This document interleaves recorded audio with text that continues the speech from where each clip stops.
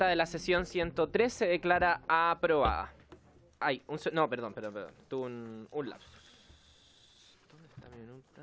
Aquí está. El acta de la sesión 103 queda reglamentariamente aprobada, efectivamente, y ahora la señora secretaria dará lectura a la cuenta, a quien le doy la palabra. Gracias, Presidenta. Se han recibido los siguientes documentos. Mensaje de Su Excelencia el Presidente de la República, por el cual da inicio a la tramitación del proyecto de ley que incorpora a la provincia de Chiloé entre las beneficiarias del programa especial de becas establecido en el artículo 56 de la ley 18.681.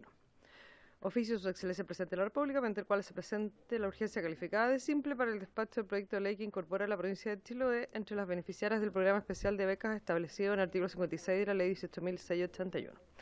Ordinario 7454 de la Subsecretaría de Educación, mediante el cual da respuesta a oficio 579 de esta comisión, por el que se solicitó propiciar una instancia de diálogo entre los establecimientos educacionales pertenecientes al Servicio Local de Educación Pública de Yanquihue y los asistentes de la educación, quienes denuncian prácticas antisindicales y antigremiales. Correo electrónico del señor Francisco Arnado, quien solicita oficiar al Ministerio de Educación para que dé cuenta a la Comisión de las Condiciones de Infraestructura de la Escuela José Antolín Silva de la localidad de Almacea, comuna de Coyhaique, por requerir con urgencia reparación para su normal funcionamiento. Señala que padres y apoderados han expresado que, de no resolverse esta situación en el breve plazo, no enviarán a sus hijos al establecimiento. Agrega que todos los establecimientos educacionales de la región de Aysén pasaron al Servicio Local de Educación y consulta si ese servicio es el que debe velar por el bienestar de todas las comunidades educacionales de la región.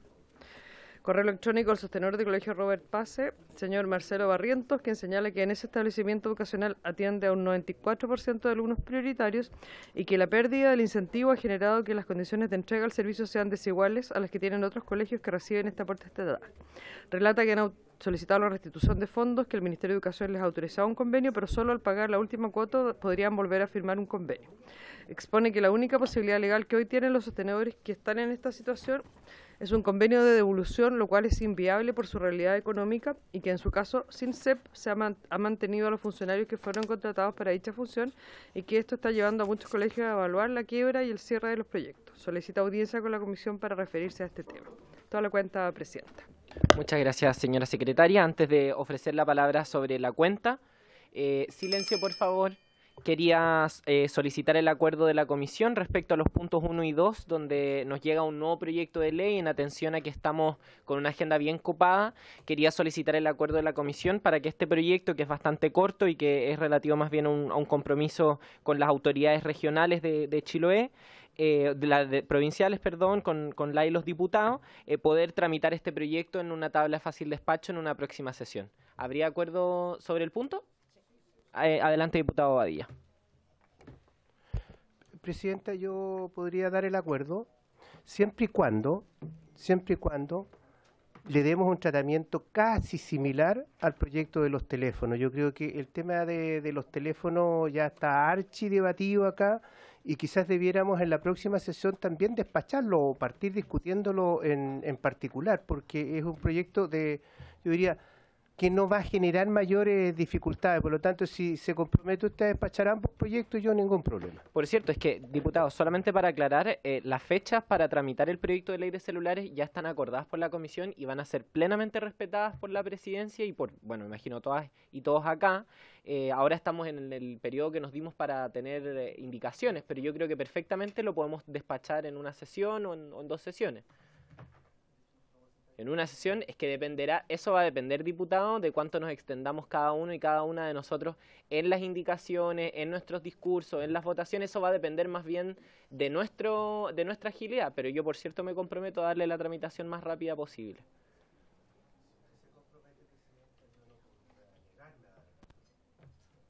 Entonces, acordamos tramitar el proyecto de Chiloé de fácil despacho. Ahora ofrezco la palabra sobre la cuenta. Diputado Badilla. La verdad que, Presidenta, no escuché bien. Yo creo que es por la edad, pero ¿me podrían dar cuenta del último proyecto, o sea, la última solicitud que dice relación con la quiebra de algunos colegios? ¿De qué se trata? Correo electrónico del sostenedor del colegio Robert Pase, señor Marcelo Barrientos Barrientos, quien señala que ese establecimiento educacional atiende un 94% de alumnos prioritarios y que la pérdida del incentivo ha generado que las condiciones de entrega del servicio sean desiguales a las que tienen otros colegios que reciben ese aporte estatal. Relata que han solicitado la restitución de los fondos, que el Ministerio de Educación les ha autorizado un convenio, pero solo al pagar la última cuota podrían volver a firmar un convenio, es decir, en 10 años. Expone que la única posibilidad legal que hoy tienen los sostenedores que están en esta situación es un convenio de devolución, lo cual es inviable por su realidad económica y que en su caso sin CEP, sin la subvención por estudiante prioritario, ha mantenido a los funcionarios que fueron contratados para dicha función y que esto está llevando a muchos colegios a evaluar la quiebra y el cierre de los proyectos. Solicita audiencia con la comisión para referirse a este tema.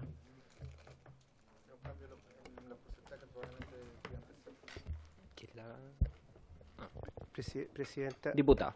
Siempre el cierre o la quiebra de un establecimiento educacional, sea este de enseñanza básica, media, universitaria, tiene consecuencias, no menores. Por lo tanto, yo sugiero que le demos prioridad a esta audiencia para tener mayores antecedentes y solicitar, por cierto, por su intermedio, un pronunciamiento por parte del ministro, porque creo que siempre se deben hacer los mejores esfuerzos para evitar que algún establecimiento educacional termine cerrando, porque las consecuencias, todos las tenemos claras, las terminan pagando los alumnos. Por cierto, tiene la palabra el ministro de Educación. Presidenta, por su intermedio, saludar primero a los diputados y diputadas. Y concordando con lo que señala el diputado Bobadilla, me parece que estamos de acuerdo, es una buena noticia.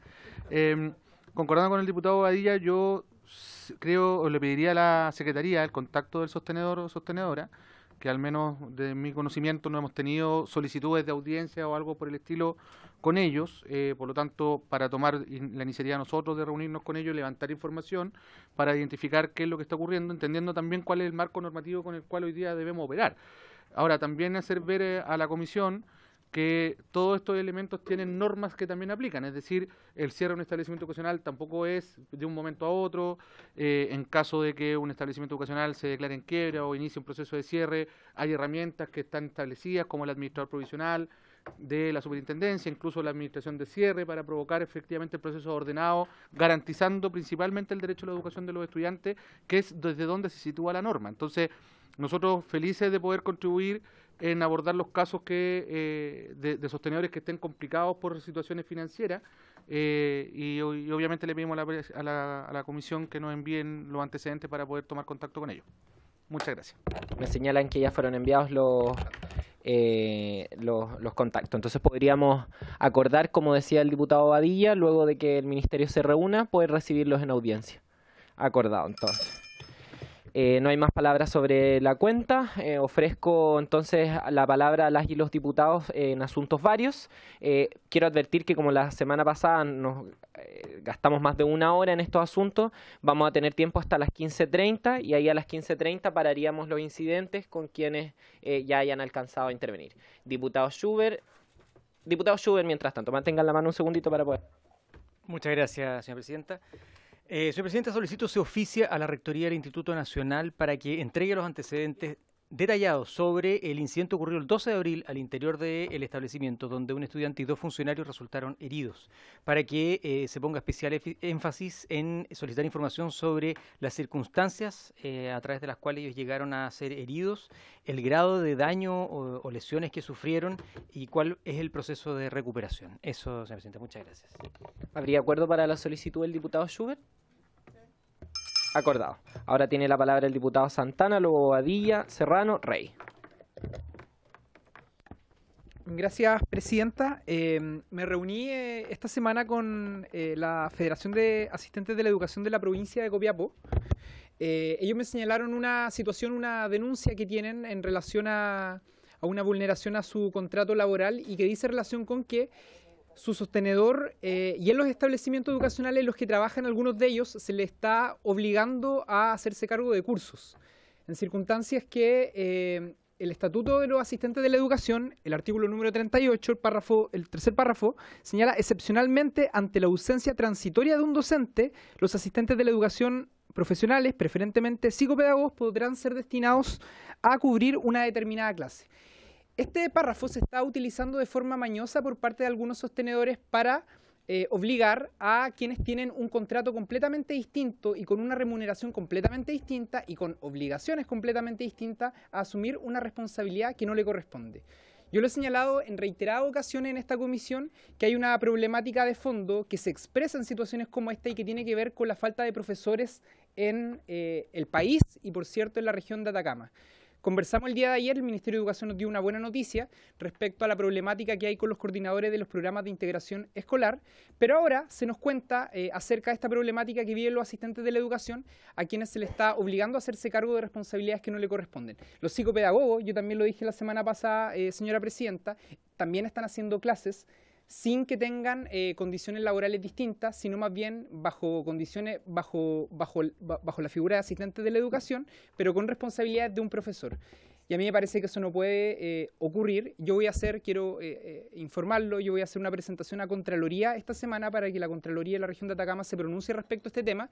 Y también hago un llamado y le pido a la comisión que oficiemos al Servicio Local de Atacama para que pueda tener formalmente un pronunciamiento respecto a este tema, porque lo que aducen los dirigentes de los asistentes de la educación es que la directora del Servicio Local de Educación no da respuesta ante esta denuncia. Del SLEP. Muchas gracias, diputado. ¿Habría acuerdo para la solicitud del diputado Santana? Acordado. Ahora tiene la palabra el diputado Badilla.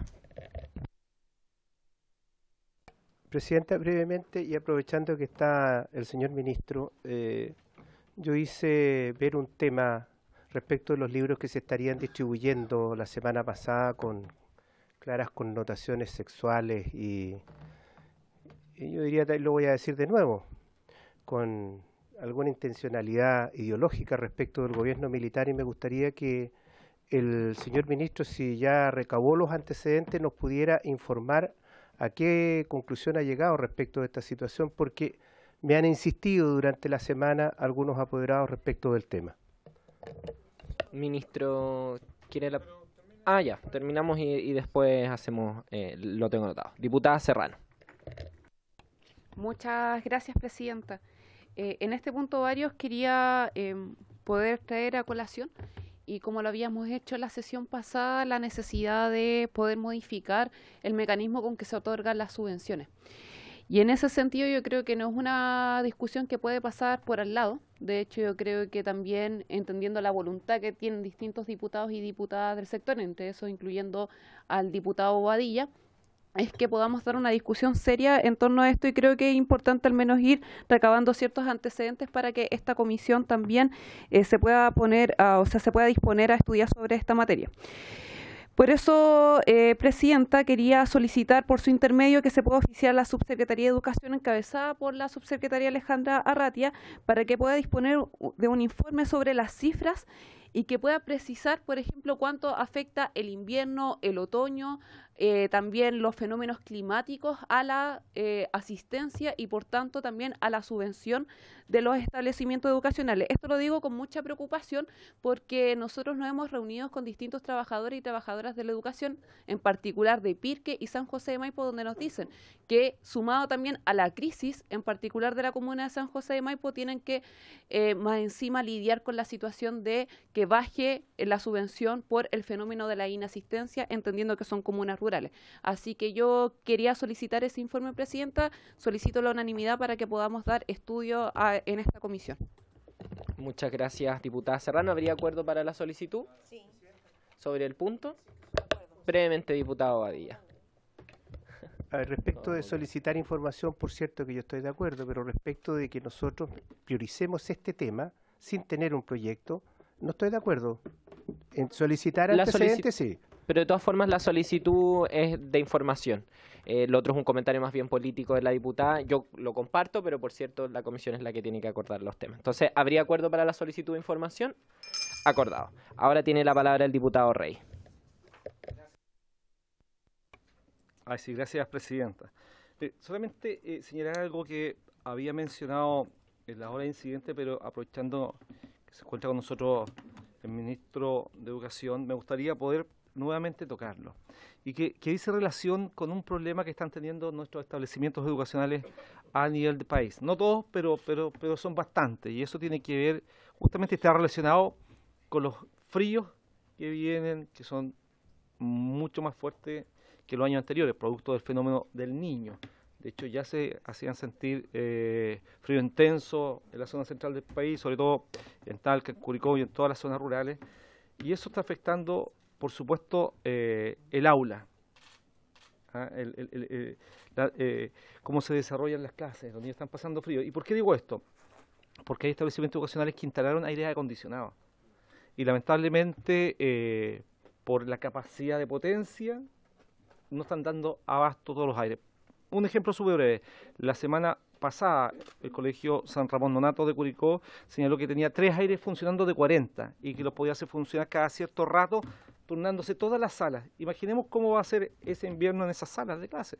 O sea, la verdad que nada cómodo y agradable para nuestros niños y niñas, para nuestros estudiantes. Por lo tanto, bueno, se hicieron las gestiones, hice las gestiones con la CGE y con la SEC, y me enviaron fotografías recién de la instalación justamente de todo lo técnico, de los aparatos que tienen que ver con esto. Ya se subió la potencia en ese establecimiento. Pero producto de esto salieron varias denuncias más en muchos establecimientos educacionales. Por lo tanto, esto es algo que no estaba pasando solamente ahí, que lo solucionamos, sino que es algo que está pasando en muchos establecimientos educacionales del país incluso. Entonces me gustaría, ministro, que a través a lo mejor de las direcciones de las seremías regionales, no solamente en Maule, sino que de todo el país, se pudiera recabar información en todos los establecimientos educacionales para aquellos que usan aire acondicionado, si tienen la potencia suficiente para hacerlo funcionar todo, o aquellos que usen la electricidad como un medio justamente de calefacción. Y por lo tanto sería bueno tener esa información de los colegios particulares subvencionados, municipales, porque si esto se está produciendo, existe la posibilidad de solucionarlo. Pero eso se hace con una gestión, se hace con una coordinación y se hace obviamente cada parte haciendo la pega que tiene que hacer, porque aquí los establecimientos educacionales tienen que levantar los antecedentes, tienen que hacer ciertos temas técnicos, pero también la SEC y la CG tienen que desarrollar ciertas aprobaciones y asignar los recursos. No es algo fácil, pero es algo que si se coordina bien podríamos tener este invierno al menos todos los niños y jóvenes que tienen aire acondicionado calefaccionar a sus salas. Eso, gracias. Muchas gracias, diputado. Solamente para precisar, ¿la solicitud es de un oficio o basta con habérselo comentado al Ministerio de Educación? Bueno, terminado ya el tiempo de varios, entrando ya en la orden... el ministro había pedido la palabra. Adelante, ministro, perdón. Gracias, presidenta. Sí, tal como lo señaló el diputado Bobadilla, a propósito de la sesión de la semana pasada fue, ¿no? Sí. A propósito de los textos escolares, bueno, efectivamente hemos estado y aún continuamos revisando el catálogo completo, ¿no? Pues son muchos títulos que también se involucran en el catálogo del CRA. Hay un par de cosas preliminares que creo que son relevantes de señalar antes de entrar en el contenido específico del texto. Lo primero es que la referencia de la entrega de los textos escolares es primero de un catálogo anterior, es decir, del catálogo del año 2023 que comienza a ser distribuido en el 2024. Es decir, hoy no está en el catálogo tal como lo señalé la semana pasada. De hecho, el diputado Rey me mostró posteriormente por su intermedio presidenta que aparecía en el listado, pero decía efectivamente que era el del año anterior. Es decir, hoy no está vigente en el catálogo de la Biblioteca CRA. En segundo lugar, los planes lectores, que son el proceso anual al que se somete, digamos, toda esta entrega de textos escolares de apoyo, no son definidos de manera centralizada por el Ministerio de Educación, ¿ya? Este es un proceso que está regulado, parte del programa Centro de Lectura de Biblioteca Escolar, que es el CRA, y que tiene un proceso de definición para el carro de selección, que son alrededor de 11 pasos o 11 procedimientos. Lo primero es la consulta al mercado con especificaciones técnicas de las adquisiciones. En segundo lugar está la revisión de las muestras por parte de los profesionales de los programas de las bibliotecas escolares. Esto es un proceso que lleva adelante la Coordinación Nacional de Currículum, la UCE. Luego de esta revisión se determina si la muestra pasa esta etapa de evaluación, toda vez que además se identifica que las lecturas complementarias están enlazadas o correlacionadas con el currículum vigente, es decir, no es una lectura discrecional. Luego está la evaluación de las muestras, donde se determinan con pautas de evaluación que se aplican a cada muestra, con criterios de evaluación internos y externos, ¿cierto? Este centro de evaluador externo está convocado en su mayoría por docentes activos de las distintas asignaturas del currículum y no son funcionarios del ministerio, son externos, ¿no? Son terceros que participan de este proceso haciendo las evaluaciones. El cuarto paso es que se establece una recomendación de textos, de libros, mediante este procedimiento que señalé en los 3 pasos anteriores, donde se clasifican los textos por 2 categorías, recomendados y no recomendados, según los distintos criterios de pertinencia curricular, es decir, de vinculación con el currículum vigente. Luego de esto, y una vez clasificados los textos, son enviados al equipo de desarrollo curricular de la unidad de currículum para que se priorice la selección. Luego de esto viene la priorización de los textos recomendados, que se envía precisamente al equipo de bibliotecas escolares para elaborar una propuesta de compra.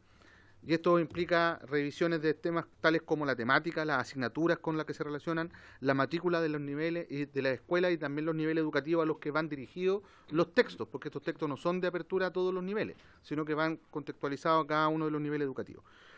En sexto lugar está la conformación del catálogo con los libros recomendados y priorizados, lo cual se establece en función del perfil de cada establecimiento escolar, tanto de educación básica, media y también para docentes.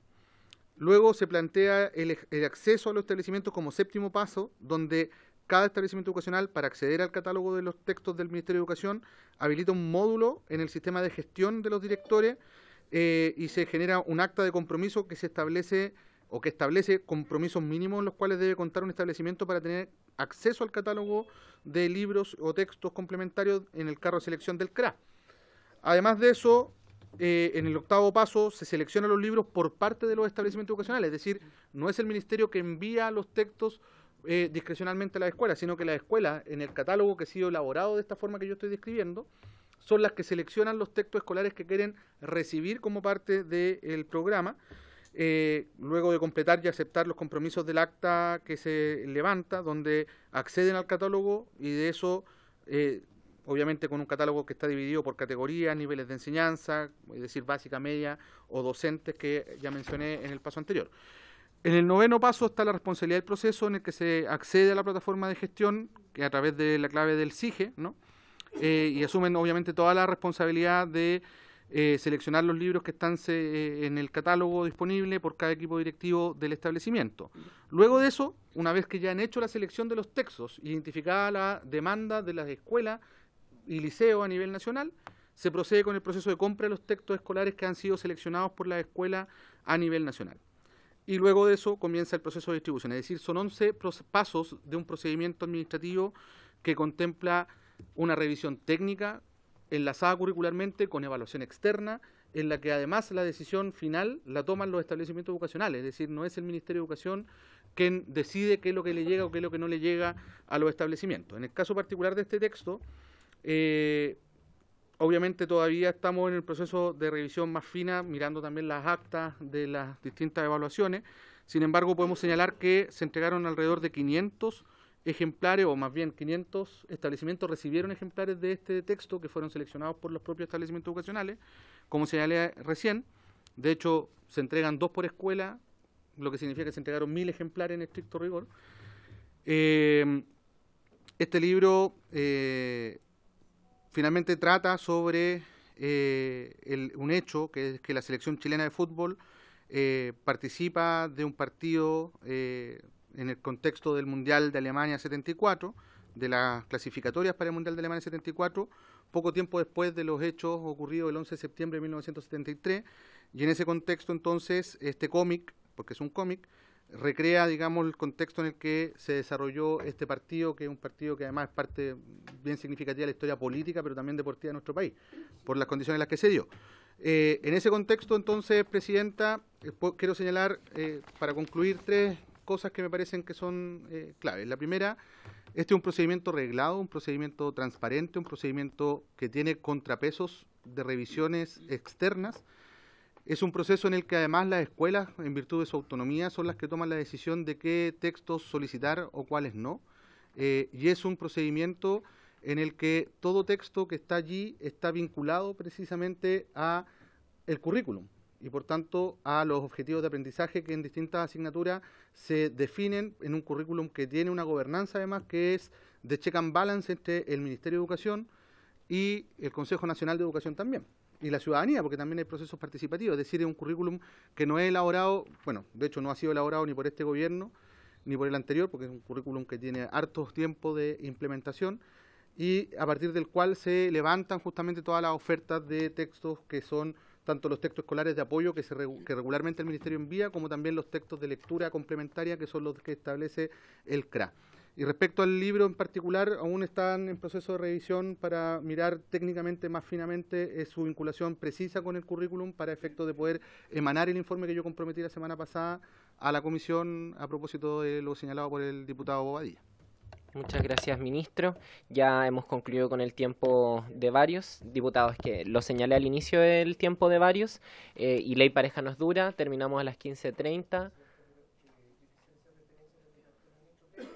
Brevemente, pero no vamos a dar ninguna otra palabra sobre este asunto. No, Presidenta, valorar la explicación que nos acaba de dar el señor ministro, porque de sus palabras se desprende de que es un procedimiento bastante riguroso. ¿Ya? Y por cierto que yo le agradezco la información, quedamos a la espera del resultado final de la investigación, pero también decir con esto y termino. Yo debo concluir, después de haber escuchado al ministro, que es responsabilidad exclusiva de las direcciones de los establecimientos qué textos se distribuyen o no. Por lo tanto, yo hago una invitación a los apoderados que me han hecho llegar esta inquietud, que se acerquen a tocar la puerta de la dirección del establecimiento respectivo si es que ellos no están de acuerdo con la distribución de este texto. He dicho, presidente. Ministro. Solo para ser preciso, el catálogo tiene un procedimiento que es el que yo he descrito y que es un procedimiento que se hace anualmente, no lo inventamos nosotros y probablemente tampoco lo vamos a cambiar antes de que termine nuestro periodo de gobierno. Y en segundo lugar, de la generación de este procedimiento emana un catálogo. De ese catálogo, efectivamente, los equipos de las escuelas, los equipos directivos, son quienes eligen los textos en función de las necesidades o requerimientos que esas comunidades tienen.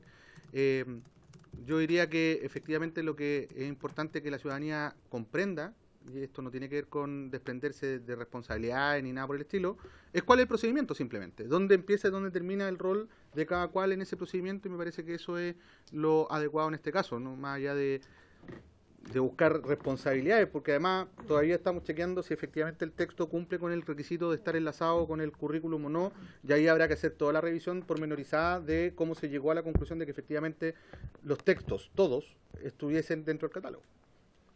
Muchas gracias, ministro. Ahora sí concluimos con el tiempo de varios y ya entrando en la orden del día, esta sesión ha sido citada con objeto de ocuparnos primero de iniciar la tramitación del proyecto de ley originado en mensaje que moderniza la oferta de la educación parvularia, que se encuentra en primer trámite constitucional y tiene urgencia calificada de simple.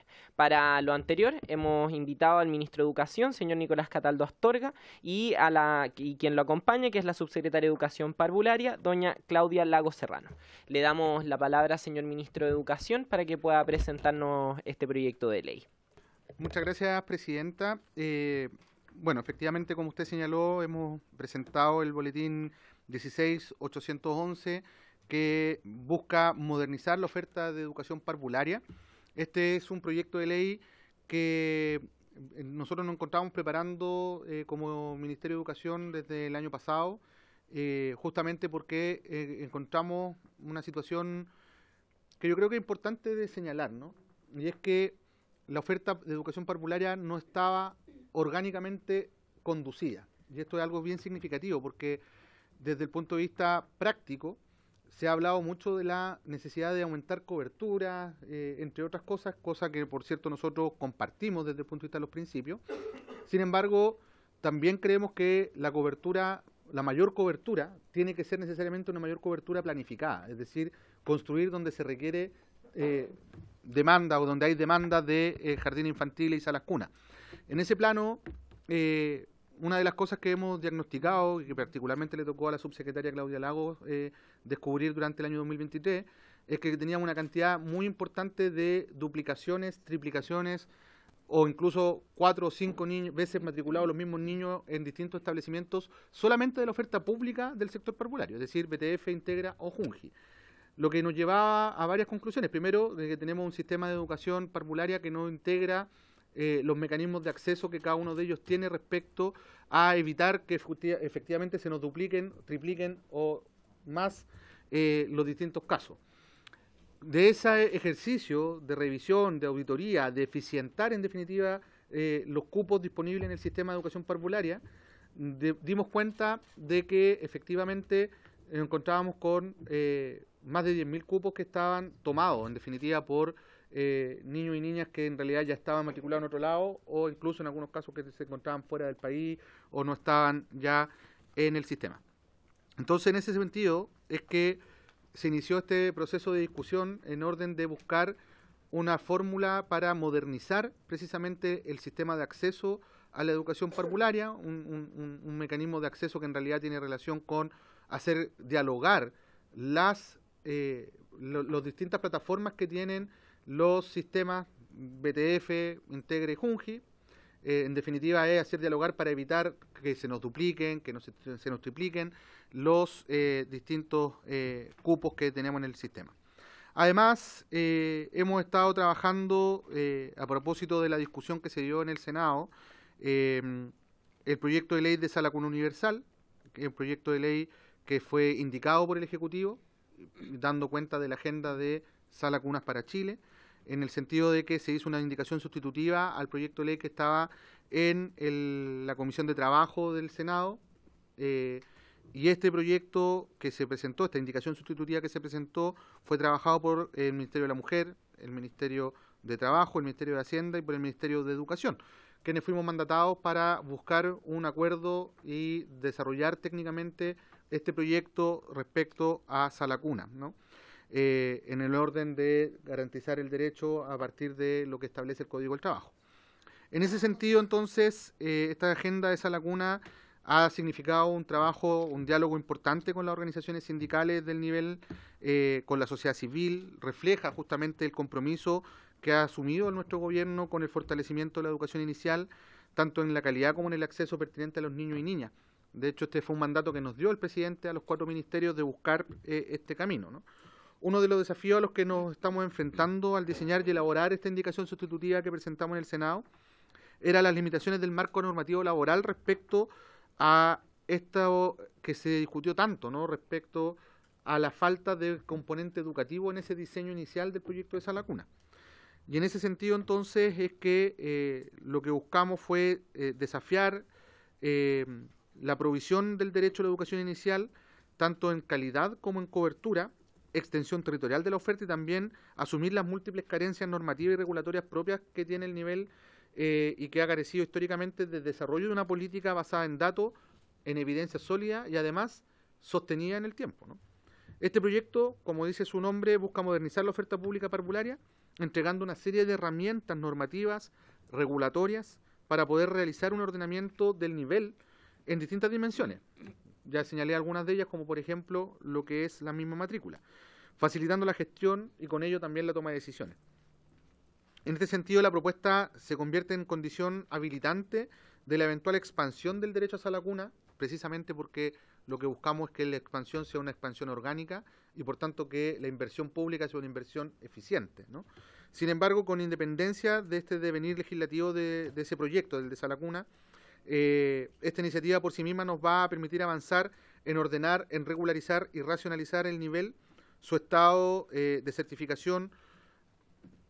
Cuando digo certificación me refiero al reconocimiento oficial, que es el estándar que nos hemos dado como país. Ya hace 14 años atrás nos dimos en un estándar de calidad que es justamente el del reconocimiento oficial y que sin embargo a la fecha ha sido insuficientemente logrado, ¿no? El 51% del sistema alcanza precisamente obtener el RO, el reconocimiento oficial, luego de 14 años de transición. Por lo tanto, también es un debate que debemos asumir, sobre todo considerando que la última prórroga que se hizo durante el gobierno del presidente Sebastián Piñera concluye su extensión el 31 de diciembre del presente año. Y en ese sentido, entonces, tenemos que buscar cómo garantizamos la calidad de la educación parvularia, la necesidad de reconocer una oferta plural, flexible en términos territoriales, donde muchas veces la oferta clásica no es capaz justamente de llegar con pertinencia a cubrir las necesidades de los territorios, ¿no? creando registros que nos permitan analizar la cobertura tanto pública como privada a nivel nacional y regional, dotarnos de atribuciones fiscalizadoras a la Superintendencia de Educación ante el avance desregulado de muchas guarderías, lo hemos visto en distintos lugares, ¿no?, de forma muy dramática. Tener los datos reales de la matrícula para analizar los requerimientos de demanda y la necesidad de expansión de cobertura donde sea pertinente, entre otras cosas que pueden surgir del trabajo legislativo por parte de ustedes, ¿no?, diputados y diputadas aquí presentes.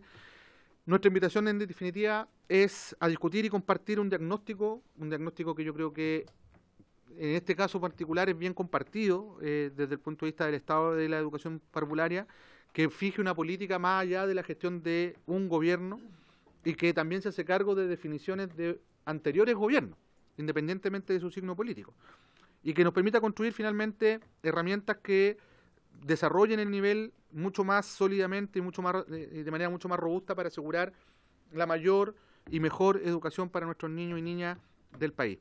En ese sentido, Presidenta, me gustaría ofrecerle la palabra, si usted lo tiene a bien, a la subsecretaria para que pueda entrar en cada uno de los ejes y contenidos del proyecto de ley que estamos presentando para iniciar su discusión. Bueno, muy buenas tardes, Presidenta. Por su intermedio, saludar a las diputadas y diputados presentes en esta comisión y a todos quienes nos están acompañando.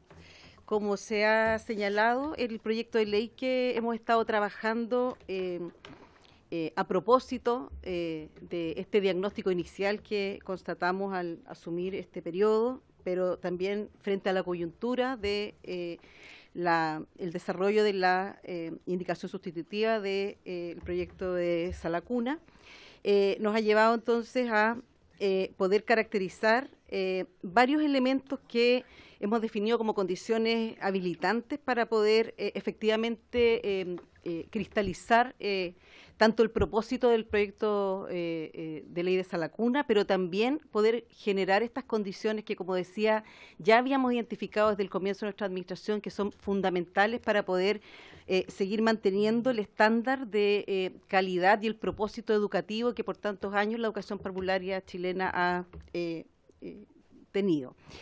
En primera instancia, les voy a compartir los contenidos de esta iniciativa. Este es un proyecto que finalmente da cuenta de la necesidad de la ampliación del plazo perentorio para regularizar el reconocimiento oficial.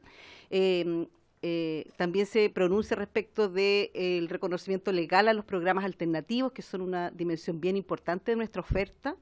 También establece la normativa para el reconocimiento oficial de los programas alternativos, crea un registro público de establecimientos de educación parvularia, establece la incompatibilidad de la doble matrícula en establecimientos que reciban aportes del Estado, establece también un calendario parvulario y faculta a la Superintendencia de Educación para identificar establecimientos de educación parvularia. Si avanzamos. Me voy a referir a cada uno de estos elementos de manera breve, sin perjuicio de que es probable que tengamos que en el tiempo profundizar en cada uno de ellos, ¿verdad? Sobre la ampliación del plazo del reconocimiento oficial, como ustedes saben, el reconocimiento oficial es un acto administrativo con que se certifican los establecimientos su calidad. En la educación parvularia hemos definido hace bastante tiempo ya que la educación parvularia considera un estándar de calidad en base a tres elementos fundamentales, que es, por un lado, la dimensión técnico-pedagógica de los procesos educativos, todo lo que tiene que ver con la infraestructura y también todos los aspectos normativos que regulan efectivamente el quehacer de las instituciones educativas. En ese sentido, existe hoy día una autorización de funcionamiento que está creado por la ley 20.832 y también la ley de aseguramiento de la calidad, que es la 20.529, establecen que los establecimientos que reciben aportes del Estado tienen que contar con reconocimiento oficial. Es decir, acá hay un primer elemento importante de consignar. Por tanto, en nuestra realidad, el estándar de calidad de la educación parvularia está dado por la educación pública. Eso es bien importante y es bien determinante para lo que queremos presentar. Respecto de, como se ha dicho, el porcentaje a la fecha, que todavía es muy bajo, tenemos entonces el desafío de poder fortalecer las condiciones para que tanto la oferta pública pueda avanzar, pero también que el resto de la oferta de la educación parvularia pueda también consignar que este es el referente y que este es el estándar de calidad. Respecto de la ampliación del plazo del reconocimiento oficial, que es una urgencia que hoy día tenemos en el nivel, dado que el plazo finaliza, vence, se determina a finales de este año 2024, y como se podía apreciar anteriormente, hay un porcentaje muy bajo de establecimientos que, recibiendo aporte del Estado, aún no cuentan con este reconocimiento oficial, y por lo tanto, después del 31 de diciembre del 2024, no podrían recibir aportes del Estado si continúan en dicha condición. Como se ha señalado, este plazo ya ha sido reconsiderado en 2 ocasiones y por lo tanto desde nuestra perspectiva ha sido un acto que no ha considerado efectivamente pronunciarse respecto de un plan, de una gradualidad y de desarrollar una estrategia que permita con un juicio de realidad poder avanzar para que efectivamente todos los establecimientos puedan avanzar en este reconocimiento, y por lo tanto lo que nosotros planteamos acá es que es fundamental poder establecer un plan de cumplimiento respecto de este desafío.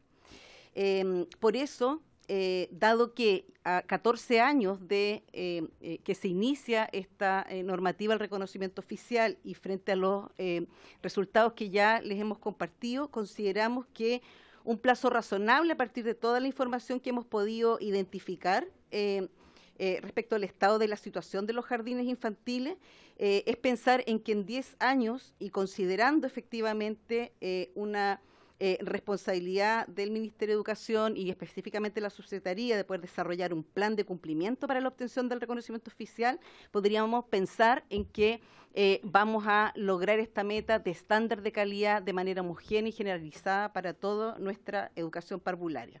Es decir, quisiéramos en esta oportunidad ir más allá de lo que tradicionalmente se ha hecho, que es simplemente modificar la fecha y comprometernos respecto de, y comprometer más bien como una política de Estado y no que pase solo por ciclos políticos, efectivamente un proceso que a lo largo de 10 años y mediando este plan, efectivamente pueda dar cuenta de esta estándar de calidad para todas las instituciones que proveen la educación parvularia. ¿Sí? Respecto de, si quieren avanzamos, respecto de los programas alternativos, que también, no sé si todos están muy familiarizados, pero existe una dimensión de la provisión de la oferta pública, que son los programas alternativos, que nos referimos en este proyecto a los desarrollados por la Junta Nacional de Jardines Infantiles. Son modalidades que cuentan con componentes curriculares que son flexibles, que son diversificados y que desde una perspectiva educativa atienden a los niños y niñas en edad parvularia y sobre todo tienen el valor de poder responder de forma contextualizada a las necesidades de ellos y de sus familias. Estas modalidades son bien importantes porque cumplen un rol muy fundamental y que ha permitido que el Estado llegue y pueda proveer de oferta parvularia en lugares donde los jardines clásicos no han podido avanzar. En ese sentido, atiende a la perspectiva de la dispersión geográfica, que es una realidad de nuestro país, y a territorios que son de difícil acceso. Estos, además, son espacios educativos que simbólicamente son muy importantes para las comunidades porque atienden, como decía, esta pertinencia cultural y en ese sentido, pese a ser tan importantes, hoy día no cuentan ni con reconocimiento oficial, pero tampoco con un marco regulatorio propio. Eso ha sido bien delicado, sobre todo en las discusiones actuales, porque ha llevado a ser valorado y juzgado en una valoración que oscila entre el cuidado y la guardería y efectivamente esta dimensión tan relevante que proporciona, que es la provisión de educación parvularia en lugares alejados. Y por eso que a nosotros nos parece que es muy importante hoy día también pronunciarse respecto de cómo regularlo, y por eso pensamos que es importante avanzar en un tipo de reconocimiento oficial para los programas alternativos que pueda permitir potenciarlos, que pueda hoy día además valorar su rol histórico que han tenido en el desarrollo de la sociedad chilena desde los 90 en adelante a lo menos, y sobre todo poder delimitar y contextualizar este tipo de programas de manera de que sigan favoreciendo y aportando con una oferta flexible y complementaria a toda el resto de la oferta educativa, que es más bien del tipo tradicional, ¿verdad? Creemos que esto es hoy día más que nunca, frente a la diversidad territorial, frente a las características de la población, frente a todas las transformaciones que hemos tenido como sociedad, también una señal de proveer un estándar de calidad y poder avanzar entonces en esta perspectiva, pero también complementando la oferta parvularia, que además hoy día también se presenta como una oferta que en algunas ocasiones, y dado la forma en que está planteada, es bastante rígida y poco flexible. Y por eso es que esta dimensión de complementariedad que otorgan estos modalidades es tremendamente importante. Respecto de otro elemento, avancemos.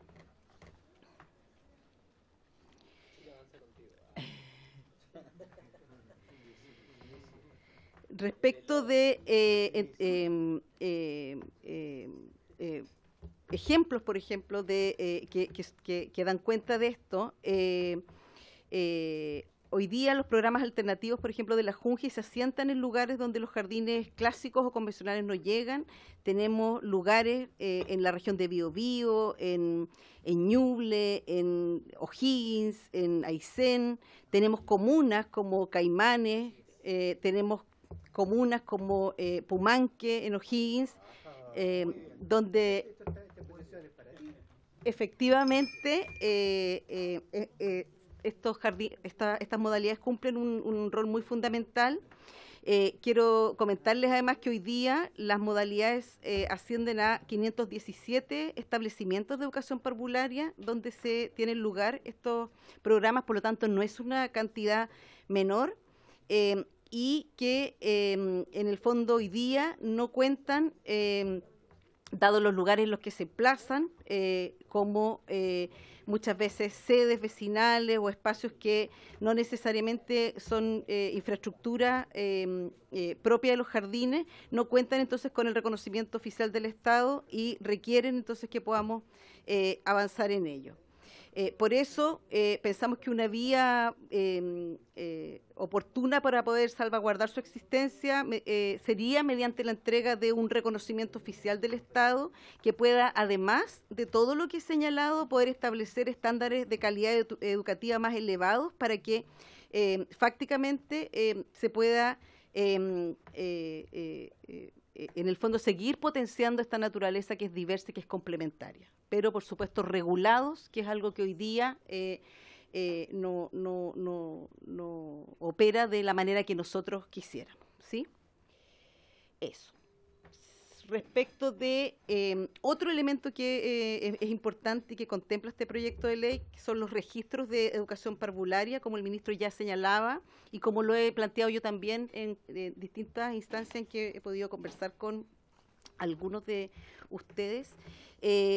Un esfuerzo importante que hemos hecho tiene que ver con pronunciarnos respecto de la gobernanza de la información disponible, de poder administrar de una manera adecuada y ordenar hoy día la información con la que cuenta el sistema de educación parvularia. Tenemos varios problemas estructurales que se arrastran a lo largo del tiempo. Uno de ellos, por ejemplo, es que, a diferencia del sistema escolar, la educación parvularia no cuenta con SIGE.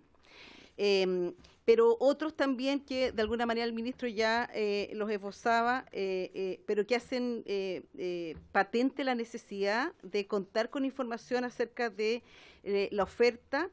Tenemos mucha claridad y por eso que hemos podido pronunciarnos respecto de la duplicidad de matrícula y respecto de otros elementos, respecto de la oferta pública, pero no tenemos la misma información respecto de la oferta privada disponible. Entonces, este es un problema que se genera a propósito de que los jardines infantiles privados no tienen hoy día la obligación de entregar información al Ministerio de Educación, y la escasa información que tenemos es respecto de aquellos que en el fondo han hecho solicitudes de autorización de funcionamiento, de reconocimiento oficial. Entonces, hoy día nos parece que este es un problema relevante. El proyecto, por tanto, busca entonces incorporar un registro centralizado que nos permite identificar de manera sistemática, actualizada, a todos los establecimientos y a todos sus sostenedores, y que, en definitiva, pensamos que esta modificación puede facilitar el trabajo de las autoridades, la creación de políticas públicas y también el trabajo de los servicios que las ejecutan para poder tener efectivamente un acceso a información sobre la cobertura del nivel y, sobre todo, poder sobreestimar los datos que tenemos, como por ejemplo las listas de espera. ¿Sí? Otro elemento que se relaciona de alguna manera con esto tiene que ver con la incompatibilidad de las matrículas múltiples. Esto está bien relacionado con el punto anterior. Nos hemos encontrado, como ya se ha señalado, con muchos casos de niños que se encuentran matriculados en más de un establecimiento que recibe aportes del Estado. Esto es tremendamente problemático porque se consideran cupos utilizados por niños y niñas que en definitiva hoy día no asisten al jardín de manera efectiva. Esto ha producido una sobreestimación de las listas de espera y un desajuste en la determinación geográfica de las necesidades de cobertura y de oferta del nivel. Para evitar este problema que es tan sentido, nosotros en el proyecto establecemos la incompatibilidad de matrículas múltiples entre establecimientos de educación parvularia que reciban estos aportes regulares del Estado, y se regula con precisión para asegurar el acceso a la educación parvularia de todos los niños y niñas. Sobre esto quisiera ejemplificar que en el año 2023, al eliminar los niños en la lista de espera que ya estaban matriculados, que fue un ejercicio que hicimos sin tener todavía esta atribución, pero entendiendo que era absolutamente necesario hacerlo, despejamos 10.933 matrículas que corresponden a, si uno tuviera que hacer la proyección, a 144 jardines infantiles. Y respecto de las matrículas duplicadas, fueron 4.709 que corresponderían a 44 jardines. Entonces, hoy día tenemos plena conciencia de la importancia que necesitamos de esta información para tomar decisiones basadas en evidencia y que inciden de manera determinante en las políticas públicas que queremos proyectar. Respecto de otro elemento que es muy importante y sentido para el nivel, tiene que ver con la creación de los calendarios parvularios. Hoy día, como se ha señalado, los establecimientos de educación parvularia no cuentan, como ocurre, por ejemplo, con la educación básica y media, con calendarios que regulen de manera unificada las condiciones bajo las cuales se entrega la provisión del servicio. Esto se traduce en que muchas veces se suspende o se interrumpen las actividades. Actualmente, cuando los sostenedores de los establecimientos de educación parvularia requieren, por ejemplo, suspender actividades ante situaciones excepcionales y debidamente calificadas, solo pueden hacerlo de forma autónoma y bajo distintos argumentos, pero no es posible hoy día unificar esos criterios, dado que no existe este calendario parvulario que ordenaría de mejor manera, digamos, todos estos procesos. Es decir, hoy día no existe la posibilidad legal de solicitar autorización para suspender actividades, y lo que existe, a diferencia, digo, de lo que sí ocurre en la educación básica y en la educación media. Entonces, esto es una necesidad muy importante porque es un vacío normativo, afecta al sistema y particularmente afecta a la capacidad de la superintendencia de fiscalizar, dado que en algunas circunstancias, por el bienestar de los niños, el establecimiento efectivamente no debería funcionar y en otras la falta de atención no es razonable, ¿ya? Entonces, por eso es que nosotros consideramos que a través de este proyecto podemos establecer expresamente esta obligación de reglamentar las normas, en virtud de las cuales podría entonces determinarse las fechas o los periodos de suspensión, de interrupción de actividades de educación parvularia. Se otorgaría al nivel una norma similar a la de los calendarios escolares, que entrega a la Seremi la responsabilidad respecto del orden y la suspensión de actividades a partir de contingencias determinadas. Esto creemos que es algo que tiene toda la lógica y todo el sentido de poder hacerlo cuanto antes. Si avanzamos, respecto de la facultad de identificar establecimiento de educación parvularia para la Superintendencia de Educación, como ustedes saben, la ley 20.529 determina que la Superintendencia de Educación debe fiscalizar a los sostenedores de establecimientos educacionales que son reconocidos oficialmente por el Estado también se indica que los establecimientos de educación parvularia van a quedar sujetos a la fiscalización de las superintendencias conforme a lo establecido algunos párrafos del título 3 de la ley 20.529. Lamentablemente, hoy día ningún cuerpo legal otorga a la Superintendencia de Educación la facultad de identificar qué es aquello que debiera ser considerado como un establecimiento de educación parvularia, y esto es particularmente relevante en el nivel, ya que existen muchas instituciones que, sin ser establecimientos de educación parvularia hoy día, atienden niños desde su nacimiento hasta la entrada a la educación escolar, como por ejemplo las guarderías que no cumplen los requisitos para ser consideradas establecimientos de educación parvularia. Esto genera una serie de inconvenientes a la superintendencia, que no puede, por lo tanto, fiscalizar a estas instituciones que, cumpliendo todos los requisitos de un establecimiento de educación parvularia, se autodenominan guarderías o after school. Quiero también traer a colación que esta dificultad es, por ejemplo, lo que impidió que la Superintendencia y el Ministerio de Educación, en definitiva, pudiera pronunciarse en situaciones tan complejas como lo que ocurrió el año pasado en Estación Central, donde había un niñito corriendo peligro en un ventanal. No sé si lo recuerdan. Entonces, esta facultad de la que hoy día carece la superintendencia es fundamental, y consideramos que también es una deuda que debiéramos poder considerar en este proyecto, y que de alguna manera, así como todo lo que he señalado, da cuenta de entonces esta idea de modernización, ¿verdad? De poder considerar todos estos elementos para poder hoy día proveer una educación parvularia de calidad y resguardando todas las consideraciones que requieren la provisión del servicio en esta etapa de la vida. Ministro. Sí, por último, Presidenta, para concluir. Ahí sí. Por último, Presidenta, para concluir, se plantea también la propuesta de levantar una política nacional de infraestructura pública para el sistema escolar y para el sistema de educación, en definitiva.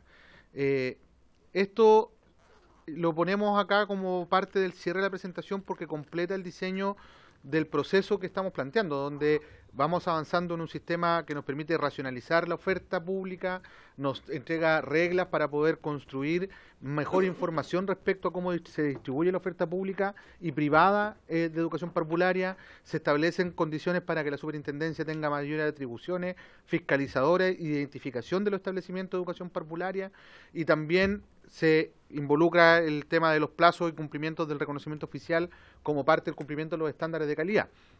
Pero cumplir con los estándares de calidad no solamente supone adecuarnos desde el punto de vista de los proyectos educativos, del cumplimiento de los coeficientes técnicos de educadores de párvulo y también de técnicos, entre otros factores, sino que, y por sobre todo, es cumplir también con los requisitos en materia de infraestructura. Y el tema de la infraestructura es bien medular, porque en definitiva, con esta información y con los mecanismos que nos estamos dando en esta ley, nos va a permitir identificar dónde se requiere y cuánto se requiere. Y es por ello que lo enlazamos con el proyecto de ley que se está discutiendo en el Senado sobre educación pública, en la reforma a la 21.040, que es la ley de nueva educación pública, donde creamos el Fondo de Infraestructura Pública para la Educación, el Fondo de Infraestructura para la Educación Pública, donde se plantea desde ese fondo la posibilidad de acciones en materia de construcción, adquisición, reposición, reparación, mantención y renovación de los establecimientos educacionales dependientes entonces del sistema de nueva educación pública. Este fondo va a financiar los recursos contemplados en la ley de presupuesto para los procesos de distribución de los recursos según también cómo va avanzando la implementación de esta ley, y lo que buscamos en definitiva, y eso es una modificación que vamos a hacer también, vamos a indicar este proyecto de ley. ¿Se apagó? Vamos a indicar este proyecto de ley, como decía recién, enlazar este fondo de infraestructura para la educación pública con el cumplimiento del avance de los requisitos de reconocimiento oficial, entendiendo que las acciones que se precisan para este cumplimiento no solamente tienen relación con construir, en algunos casos, nuevas escuelas, nuevos jardines, o reponer nuevos jardines, que es básicamente construir uno nuevo, sino que también, y sobre todo en muchos casos, es mejorar las condiciones de habitabilidad, accesibilidad y cumplimiento normativo de la infraestructura que ya está vigente. Por lo tanto, nos va a permitir sostener la planificación a la que hace referencia el proyecto de ley, que mandata a la Subsecretaría de Educación Parvularia a contar con un plan para garantizar el cumplimiento del reconocimiento oficial de aquí a la transición propuesta, que es el año 2034, a través de este mecanismo de inversión, que es un mecanismo más flexible, que es un mecanismo más expedito, más rápido, y que va a contar con los recursos necesarios para que efectivamente se pueda llevar adelante y cumplir con el objetivo trazado en esta propuesta que le venimos a plantear al Parlamento, Presidenta, por su intermedio. Había cuenta que ya este año, el 31 de diciembre, expira el último plazo que se entregó durante el gobierno del presidente Sebastián Piñera para cumplir con el requisito del reconocimiento oficial en esta transición larga de 14 años que claramente no ha logrado cumplir con su objetivo. Se volvió a apagar.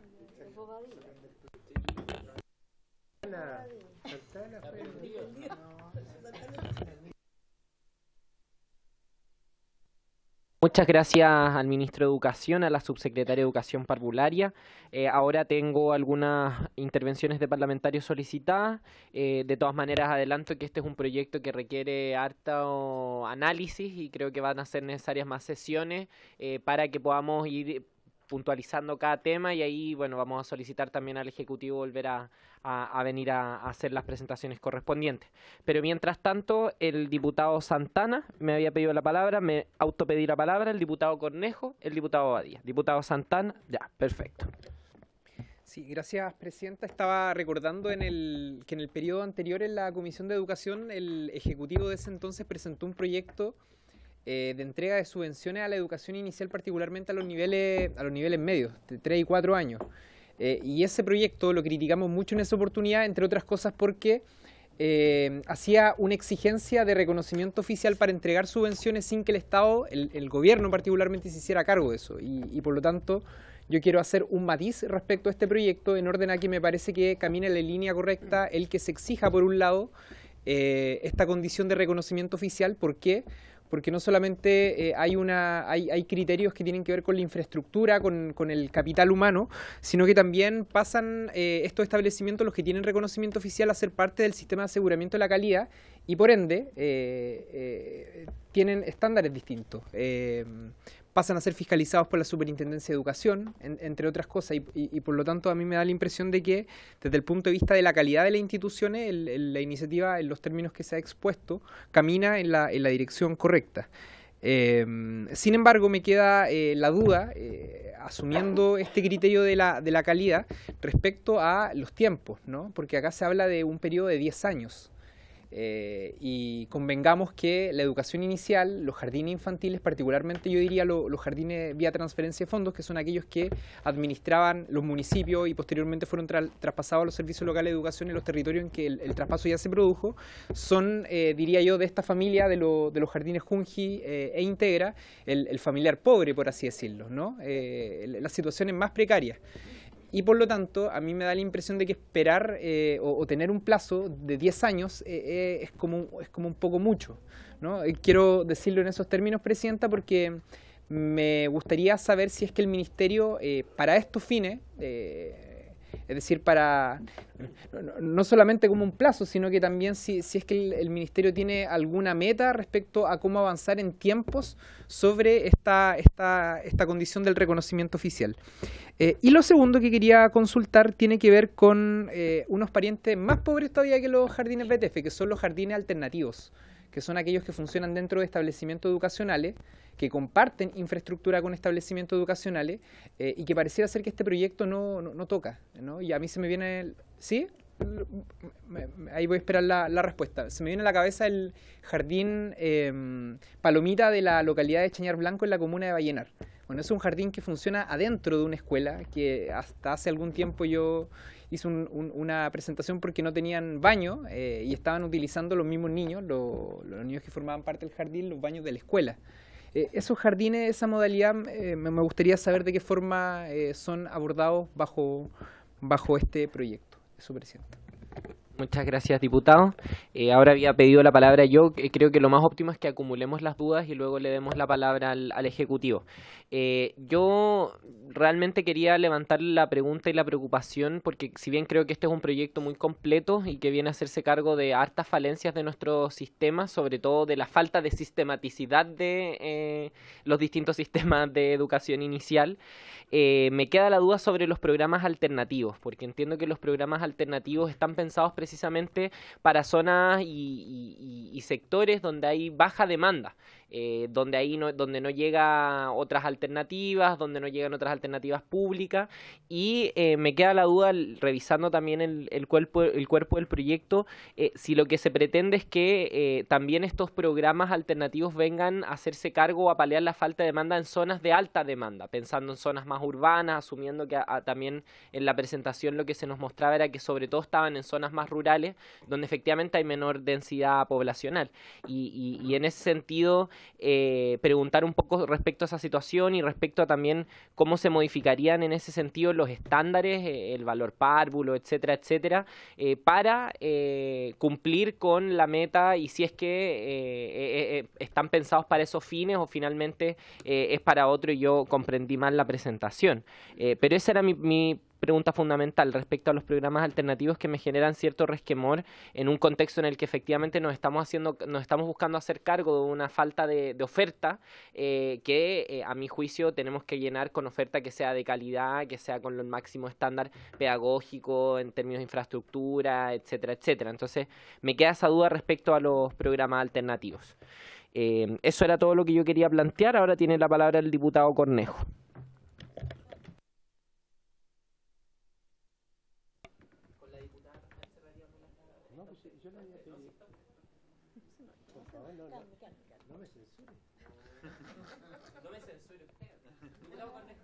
Gracias, Presidenta. Por su intermedio saludar, por supuesto, al Ministro, a la Subsecretaria, agradecer la exposición respecto del detalle en el tratamiento de esta iniciativa legislativa.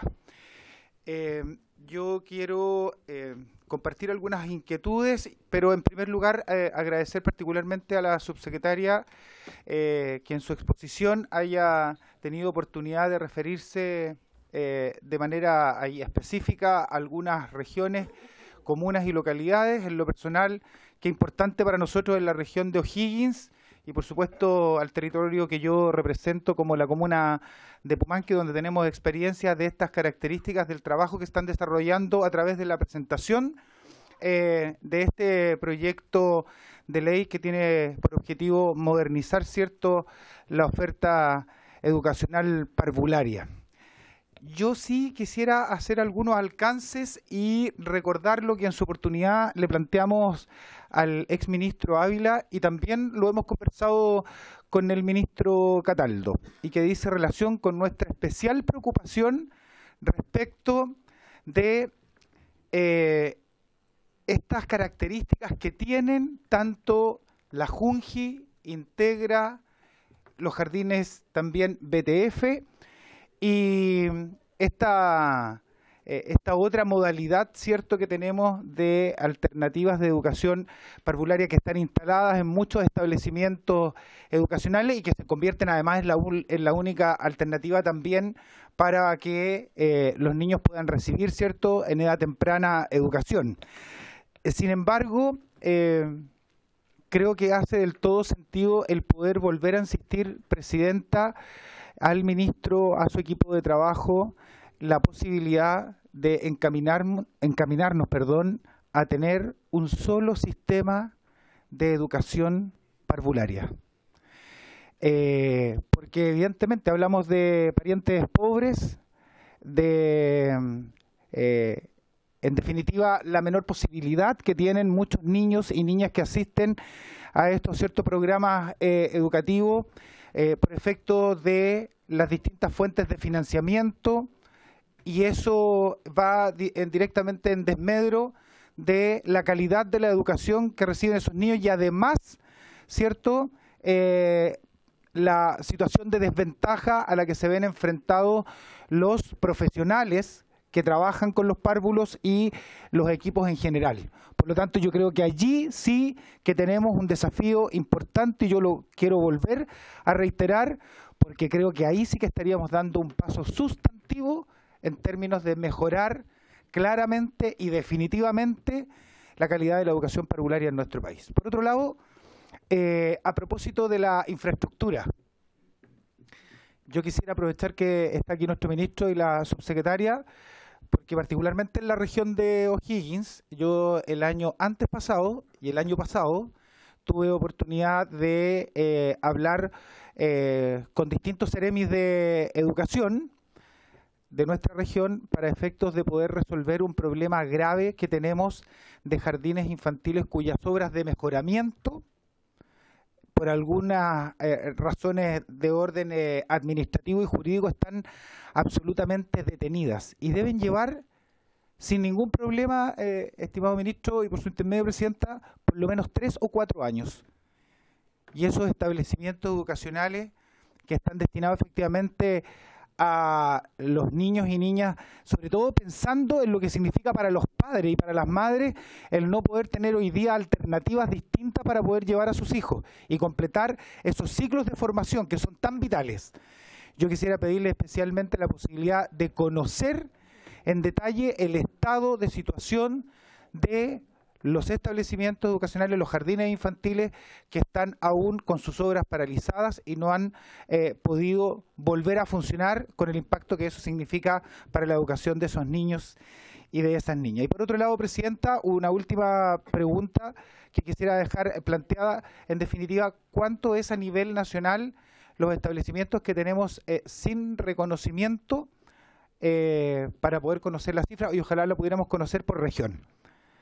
Eso sería, Presidenta. Muchas gracias. Muchas gracias, diputado Cornejo. El diputado Badilla tiene la palabra.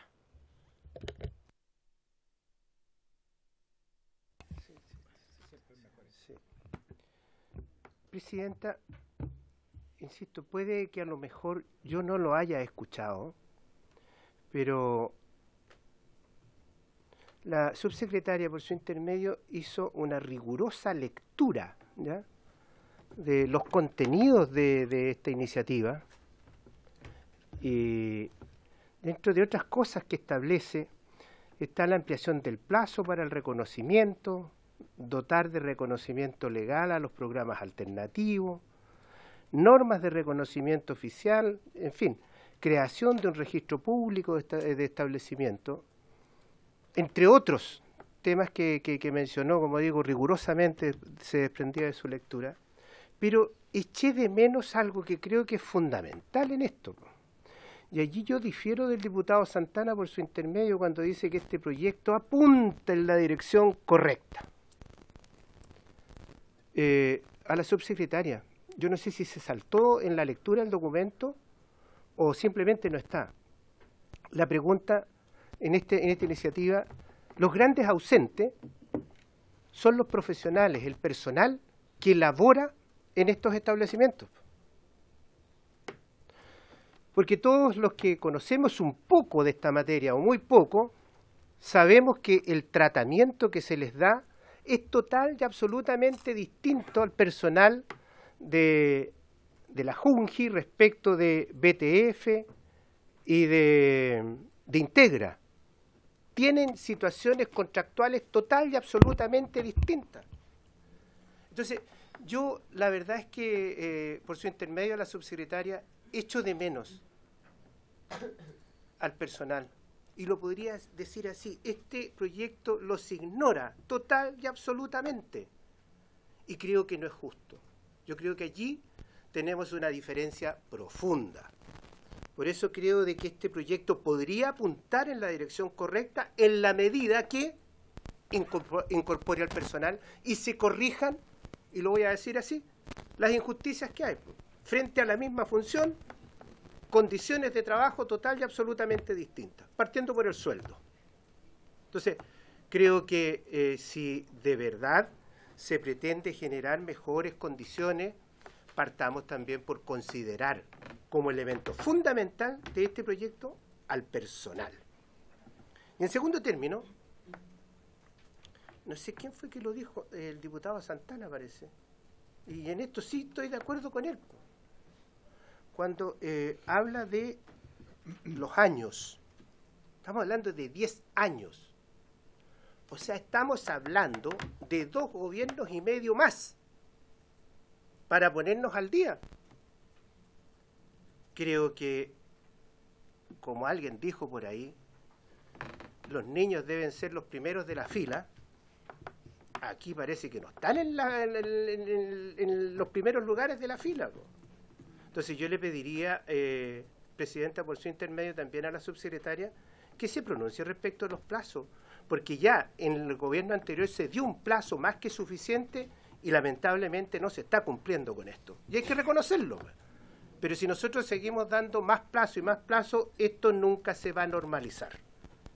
Y si la respuesta de la subsecretaria es que se van a incorporar a los profesionales y al personal de estos establecimientos, les tenemos que decir que tienen que esperar 10 años para que se provoquen mejora sustantiva respecto de las grandes diferencias que existen, particularmente en sueldo, entre los de la Junji, BTF e Integra. Entonces me gustaría que se pronunciaran respecto de este tema la subsecretaria de Educación parvularia del Ministerio de Educación, Presidenta. Muchas gracias, diputados. Solamente para que lo manejen los integrantes de la comisión, nos quedan 2 palabras sobre este tema y vamos a tener que pasar al próximo punto antes de, por supuesto, darle la palabra al ministro de Educación y a la subsecretaria. Venía la diputada Plasencia, pero no se encuentra, así que le damos la palabra primero a la diputada Rafael.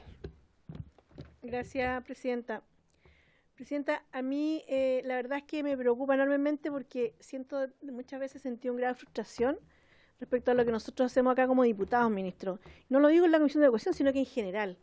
Aprobamos tantos proyectos de ley que muchas veces los aplaudimos y finalmente son letra muerta porque no traen los recursos, porque no existe financiamiento. Le doy un ejemplo, la ley TEA.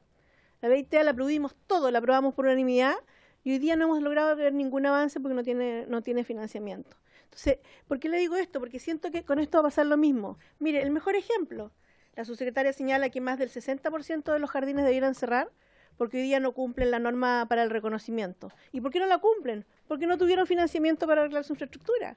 Entonces, claramente los problemas que efectivamente no realizan es porque faltan recursos, es porque no se le entregan recursos en el presupuesto de los años correspondientes. Entonces, este proyecto de ley que moderniza la oferta de educación parvularia, para poder modernizar esa oferta, claramente aquí hay 2 ítems, uno infraestructura y el otro capital humano.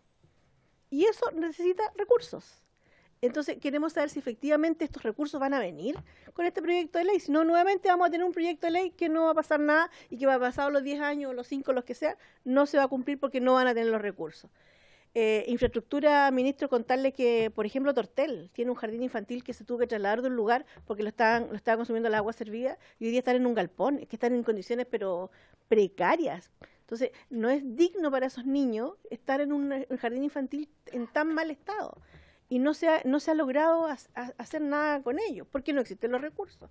Y lo mismo en capital humano. Ministro, BTF, ya lo han dicho varios, pero BTF, Integra, Junji, no solamente en sueldo. En algún momento aquí vinieron a exponer, y para la misma cantidad, para más niños en el BTF, tenían menos recursos disponibles que en la Junji para mucho menos niños. O sea, también la disponibilidad de recursos para poder trabajar con los niños es inferior en los BTF. Y eso no puede ser. No existen niños de primera categoría y segunda categoría. Los niños, nosotros tenemos que darle igualdad en todo aspecto, y a los profesores y a los asistentes también tenemos que darle igualdad. Entonces, este proyecto yo espero que priorice infraestructura y también lograr nivelar BTF, Junji e Integra. Gracias, ministro. Muchas gracias, diputada Rafael. Solamente para que también lo tengan en consideración la y los integrantes de la comisión, este proyecto viene con informe financiero. Ahora, como no se encuentra la diputada Plasencia, le doy la palabra al ministro de Educación. Es que cerramos... Ah, bueno, en reemplazo a la diputada Plasencia, diputada Molina tiene la palabra. Bueno, mire, yo creo que aquí se está tocando un tema muy potente. Yo entiendo todo lo que significa el costo, el esfuerzo, los años a lo mejor recuperando, ¿no es cierto?, un sistema que está con bastantes condiciones de deterioro. Estoy de acuerdo absolutamente con la diputada Rafael en que la estructura per se no es suficiente. Por supuesto que es fundamental tener los recursos humanos no solamente ordenados en las escalas de sueldo, de responsabilidad, sino que además tener buenos recursos humanos, porque fíjese que estamos hablando nosotros acá del periodo de la vida, del curso de la vida, donde se producen más uniones neuronales, donde se producen sinapsis, circuitos más complejos, donde no quiere decir que nunca se pueda hacer, pero no hay ningún periodo de la vida, como son los primeros 3, 4 años de vida, donde se pueda generar no solamente la cosa cognitiva, que por supuesto que es importante, pero también lo que tiene que ver con las habilidades sociales, que tiene que ver con el desarrollo de personalidad, de empatía, de solidaridad, de autoeficacia. Entonces, a mí me preocupa mucho que esto no sea considerado con sentido de urgencia, porque la verdad es que si pasan 10 años, va a haber una rémora de niños que no tuvieron la posibilidad real de lograr su óptimo potencial de desarrollo en lo cognitivo y en lo psicosocial, por supuesto. Y creo que, por eso que creo que es tan importante que nosotros como Congreso veamos la forma de entregarle más recursos al Estado. O sea, no podemos pedir que más plata para esto, más plata para esto otro, si por un lado no estamos mirando cómo hacer un pacto fiscal o hacer una reforma tributaria o redistribuir los recursos de acuerdo a otras prioridades. Pero esta es una prioridad mayor, esta es una de las más importantes prioridades que tiene un país.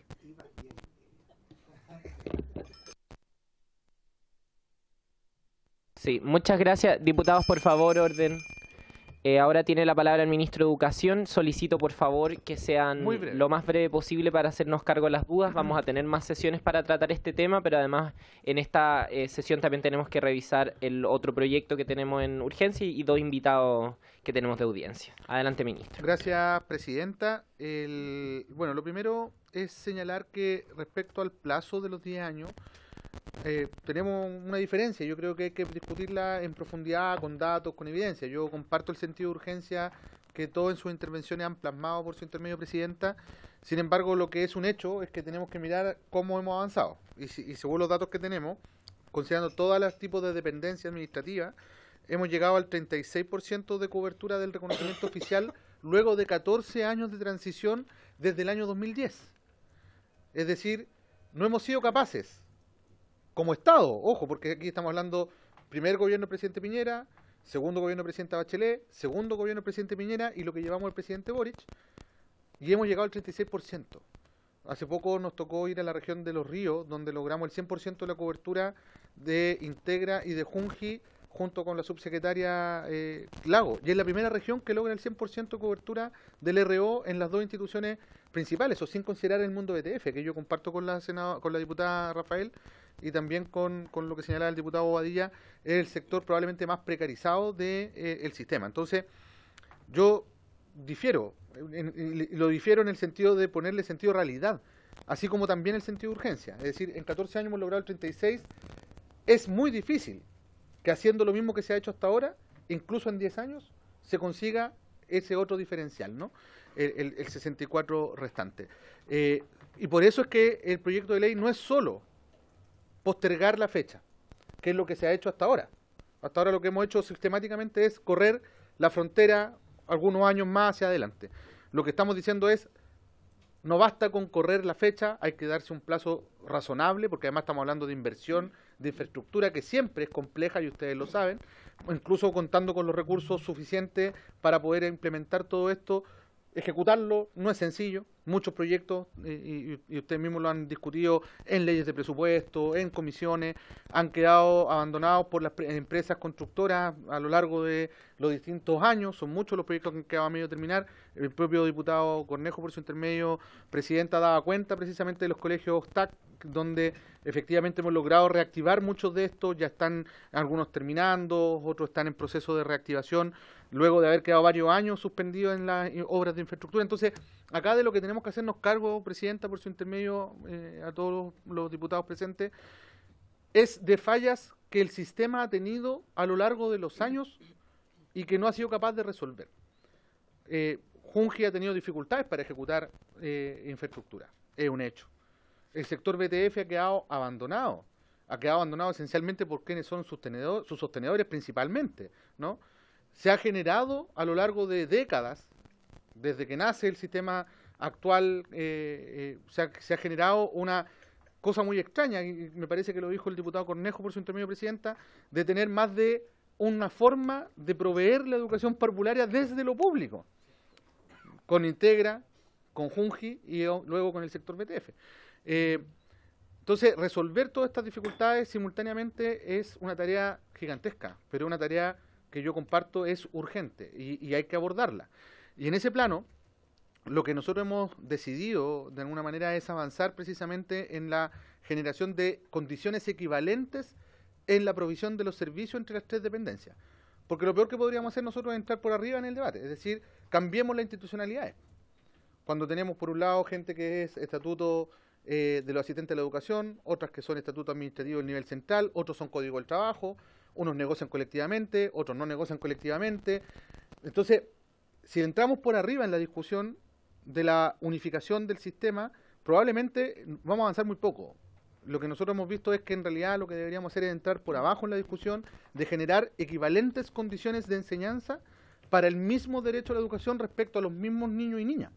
Y en ese sentido, entonces, nosotros contarle, no está contenido acá algo respecto a trabajadores y trabajadoras, porque el foco de la conversación que estamos planteando con el proceso de modernización es precisamente institucional en primer lugar, y además estamos trabajando en mesas con el sector BTF que se han definido y acordado en el marco de la discusión presupuestaria, y además con estudios que estamos desarrollando con el Banco Mundial.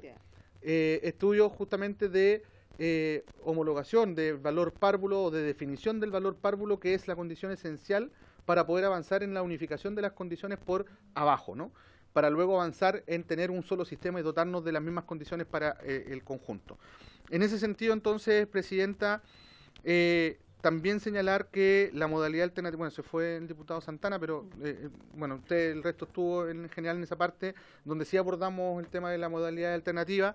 No buscamos convertirlo, eso respondiendo a su pregunta, presidenta, en una solución en los sectores urbanos donde hay que tener proyectos regulares. Lo que buscamos con la modalidad alternativa es precisamente que llegue a cubrir las necesidades allí donde es poco probable que llegue una oferta tradicional por condiciones geográficas, de accesibilidad, razones culturales o territoriales, por pertinencia.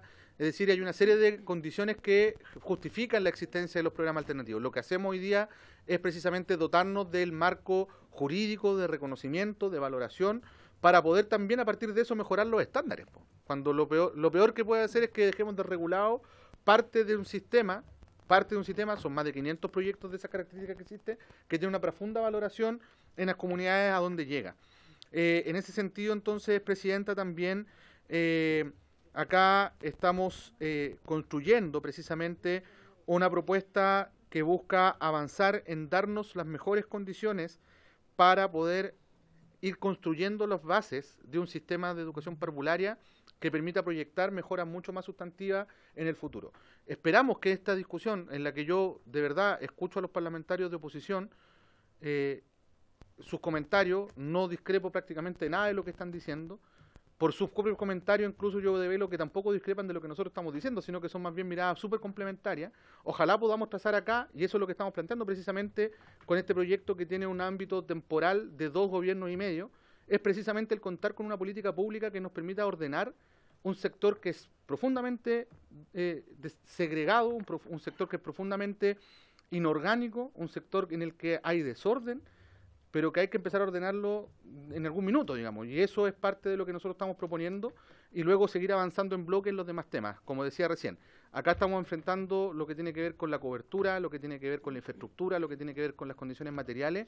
Luego queremos dar el paso, y para eso estamos trabajando con el Banco Mundial, en la homologación del financiamiento para efectos de establecer valores párvulos, y una vez que tengamos esas bases, luego podremos dar la otra, ¿no?, que tiene que ver con lo institucional, que probablemente, yo comparto, es muy relevante, pero es, en el orden de prioridades, la menos relevante, porque eso no afectaría en nada la condición de la base, que es donde ocurren las cosas, ¿no?, en los jardines infantiles, en las salas cunas. Entonces, desde ahí, Presidenta, es que queremos proponerle este proyecto para partir esta discusión. Este proyecto parte de la base de que el sistema cuenta con un presupuesto que permite avanzar precisamente en los 10 años en la ejecución del plan. Recordar que la subsecretaría tiene la obligación de presentar un plan, que es donde va a estar establecido la forma en que se va a ejecutar esto, y el financiamiento, por tanto, con lo que se cuenta para que eso ocurra. Hoy día el sector parvulario cuenta con un presupuesto sobre los 60.000 millones de pesos, y evidentemente con el marco de la política nacional de infraestructura que estamos construyendo y lo que está en el proyecto de nueva educación pública, que va a reducir costos, temporalidades también en la ejecución, proyectamos que vamos a lograr tener los recursos necesarios para anualmente cumplir con el plan de aquí a 10 años.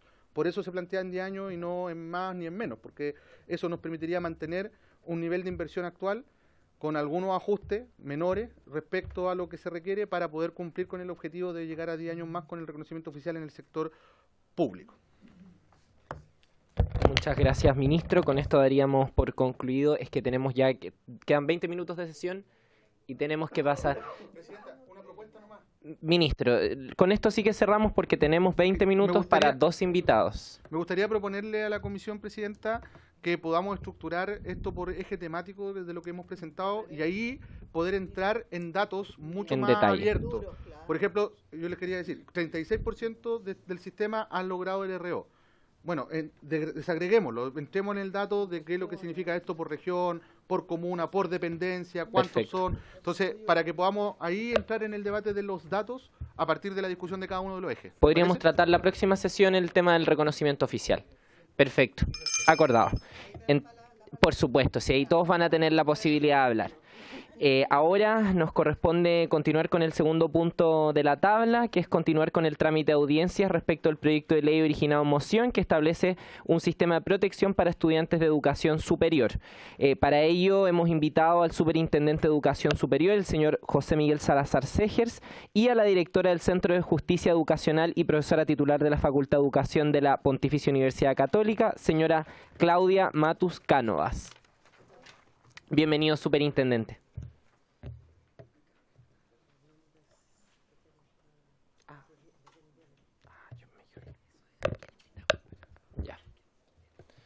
Le damos la palabra, señor superintendente, hasta por 10 minutos. Muchas gracias.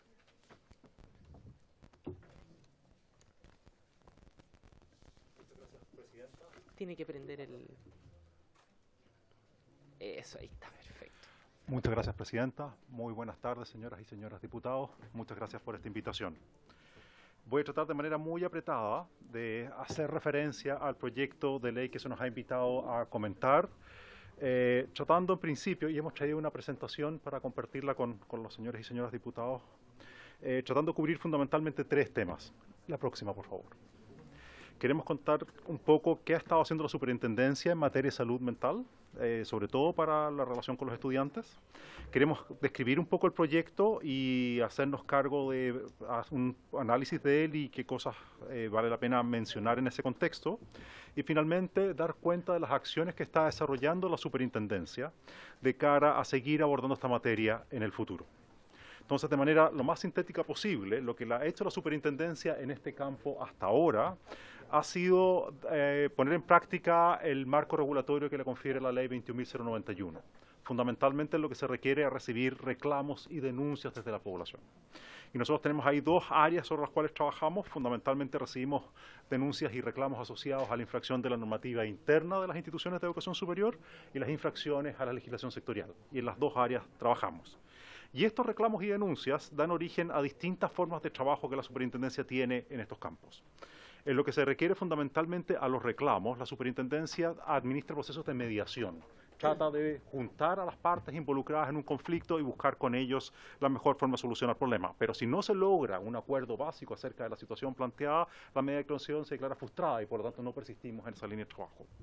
Cuando nos encontramos con denuncias o con reclamos que dan cuenta no solo de un problema puntual, sino que de una situación más general, damos origen a procesos de fiscalización, donde empezamos a recabar antecedentes directamente de las instituciones y que confrontaba la situación y analizaba y verificamos que hay razones y motivos para formular cargos por infracción legal. Bueno, diputado, procedemos a desarrollar procesos sancionatorios que muchas veces terminan en sanciones.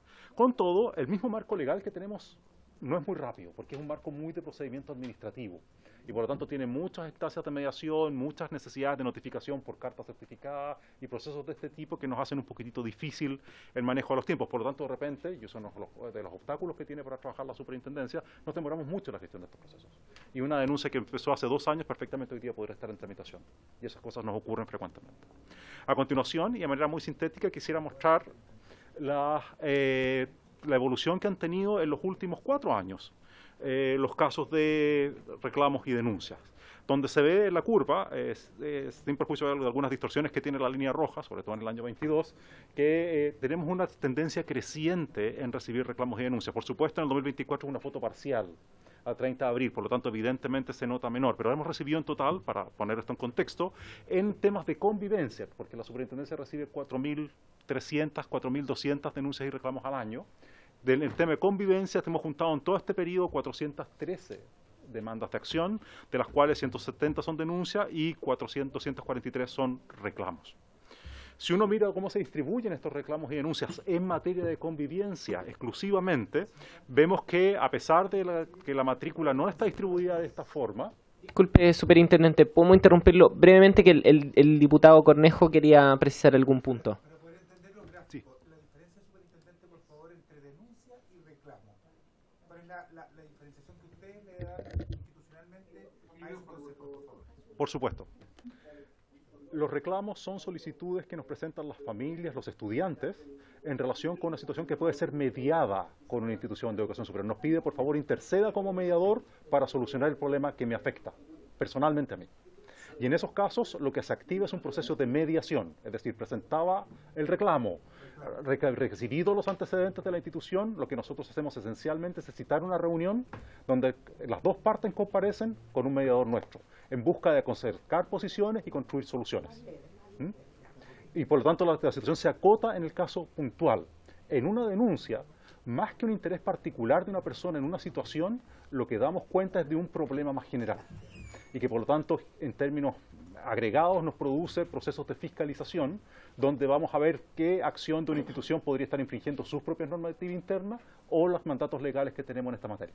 Por lo tanto, da origen a este proceso sancionatorio propiamente tal. Entonces, los reclamos se agotan en buscar una solución al modo que el CERNAC quizás lo haría, y las denuncias dan origen a procesos de fiscalización y eventualmente sancionatorios. Administrativos, no judiciales. Administrativos. Y de hecho, si ustedes revisan la página web de la superintendencia, va a poder encontrar un registro de las sanciones que la superintendencia ha aplicado como producto de estas acciones. Y en el tiempo se mantienen. Ahora bien, decía recién que a pesar de que la matrícula no se distribuye de esta forma, la gran mayoría de los reclamos de los temas de convivencia se concentran en las universidades. El 54% de ellos están en este sector, un 29% está en los institutos profesionales y un 17% en los centros de formación técnica. Estamos hablando de este universo de 400 y algo más que hemos recibido a lo largo del tiempo. Y si uno los desagrega aún más y ve qué tipo de materias están generando este tipo de conflictos, bueno, hostigamiento docente y acoso académico, relación estudiantes-profesores, aquí tenemos una situación que, como podemos ver, es la dominante, violencia y bullying, fundamentalmente entre estudiantes, discriminación horizontal entre pares, pero esto es muy poquito, no es algo que se ve muy extendidamente, discriminación vertical de administrativos, funcionarios a estudiantes y otros temas de convivencia más acotados, más atomizados. Pero claramente tenemos un tema de relación docentes-estudiantes y tenemos relación de estudiantes abusiva respecto de otros estudiantes. Son los dos grandes temas que se nos aparecen en la superintendencia. Y este es el universo que nosotros estamos viendo. Aquí se traslapan parcialmente acciones relacionadas con la salud mental de los estudiantes, pero da cuenta de un clima de convivencia, que creo que es lo importante tener presente, un clima de convivencia donde estas cosas están pasando al interior de nuestro sistema de educación superior. Voy entonces a saltar, después de mostrar qué hemos estado haciendo en este campo y lo que hemos estado procesando, una síntesis lo más corta posible del análisis del proyecto que este día se está discutiendo en esta comisión. El proyecto busca fundamentalmente institucionalizar medidas para resguardar y promover la salud de los estudiantes en todas las instituciones de educación superior. Define a los estudiantes que requieren salud mental en función de la recomendación médico-psiquiatra acreditado por las unidades de bienestar. Prohíbe la discriminación, el ingreso, permanencia o egreso de quienes requieren cuidados de salud mental. Establece la obligación de las instituciones de comunicar a docentes y académicos cuando tengan cursos en cuyos estudiantes hay personas que requieren cuidados especiales de salud mental. Establece derechos específicos de los estudiantes que requieren cuidados en su salud mental, que se refieren a postergación y suspensión de estudios o evaluaciones, ¿cierto? Se debe notificar su efecto a los estudiantes por parte de la institución, pero también tiene la posibilidad de afectar los tiempos máximos de titulación o egreso. También postergación y suspensión de actividades académicas, cuando puedan afectar la salud mental con certificado médico acreditado. Exhibición de actividades académicas, como asistir controles por motivo de asistir a controles de salud mental. También plantea medidas de flexibilización académica en la normativa interna de las instituciones, que pueden ser negadas por motivos fundados y que se requieren a prioridad para inscribir asignaturas o interrupción de esta anticipadamente. Modificación del formato de las asignaturas y su evaluación o en el lugar donde se dictan, exigencia de menor asistencia a las asignaturas para las personas que estén en esta condición, además de equipamiento especial para personas del espectro autista, salas de aislación acústica o visual, sistemas de cuidado de apoyo a la salud mental en las instituciones de educación superior con acceso universal y multidisciplinaridad y medidas de apoyo colectivo a los estudiantes. Y ahí se habla básicamente de dos tipos de cosas que el proyecto propone. Primero, una semana de receso por periodo académico, sea semestral o trimestral, y días de gracia post feriados de Semana Santa y fiestas patrias. Un poco en la misma lógica, aunque en ambos casos se supone que las actividades académicas se suspenden, pero el acceso a los campus, a las bibliotecas y a las áreas de estudio de las universidades permanecerían abiertas en la lógica del presente del proyecto. Es una breve síntesis del proyecto, dado que el tiempo es muy acotado. Quisiera hacer a continuación un breve análisis de lo que creemos nosotros podemos ayudar y contribuir a la discusión de esta iniciativa. En primer término, parece que el proyecto, sin perjuicio de tener una diferenciación entre lo individual y lo colectivo, parece centrado fundamentalmente en el individuo, que además tiene un diagnóstico y por lo tanto tiene un efecto fundamentalmente paliativo. Y creemos que aquí hay una situación que es cotidiana, pero por lo mismo un poco invisible, y que dice relación con que con los estudiantes que desaparecen, los estudiantes que tienen más problemas en esta área o que desertan, son los estudiantes que dejamos de ver. Los estudiantes que están un día en el fondo de la sala y a la semana siguiente ya no están. Esas personas generalmente no tienen un diagnóstico, no tienen un cuidado paliativo, sino que simplemente desaparecen. Y por lo tanto, ¿quién podría ser más beneficiado de trabajar en esta iniciativa y que avance, lo que sería, creo, muy bueno? Tenemos la situación de que tenemos que hacernos cargo de determinar bien dónde se necesita esta atención y a qué personas hay que dirigirla, más allá de que esas personas activamente busquen su propia sanación. Hay casos que creo que la mayoría de los casos que hemos visto de estudiantes que tienen menos redes, que se sienten menos en su casa en la universidad, que de verdad se sienten en el fondo de la sala de clase y que no conversa con nadie de su curso, son los más propensos a estar en una situación de este tipo y a lo mejor habría que trabajarlo con un poquitito más de especificidad. Segundo, hay que quizás, pensando en la lógica de un individuo diagnosticado, que el tratamiento no es muy distinto de personas que tienen una condición permanente, de quienes tienen una condición puntual o episódica, y a lo mejor hay que hacer algunas diferencias en esa materia porque el tratamiento que se requeriría en un caso y en otro sería bien importante. Además, habría que enfatizar quizás un poco más la necesidad de promoción e intervención comunitaria. Es en las comunidades donde esto pasa. Si vemos que hay un tema de bullying en la educación superior, eso no es individual, ¿cierto? Es un tema relacional, es la comunidad la que está en acción, y por lo tanto a lo mejor más actividades y asociadas a la promoción y al trabajo en ese campo sería necesario a lo mejor avanzar un poco más en la conversación. Por otra parte, se ha avanzado harto en el último tiempo en lograr determinar qué está ocurriendo en este campo, pero evidentemente necesitamos más evidencia de lo que está ocurriendo en él.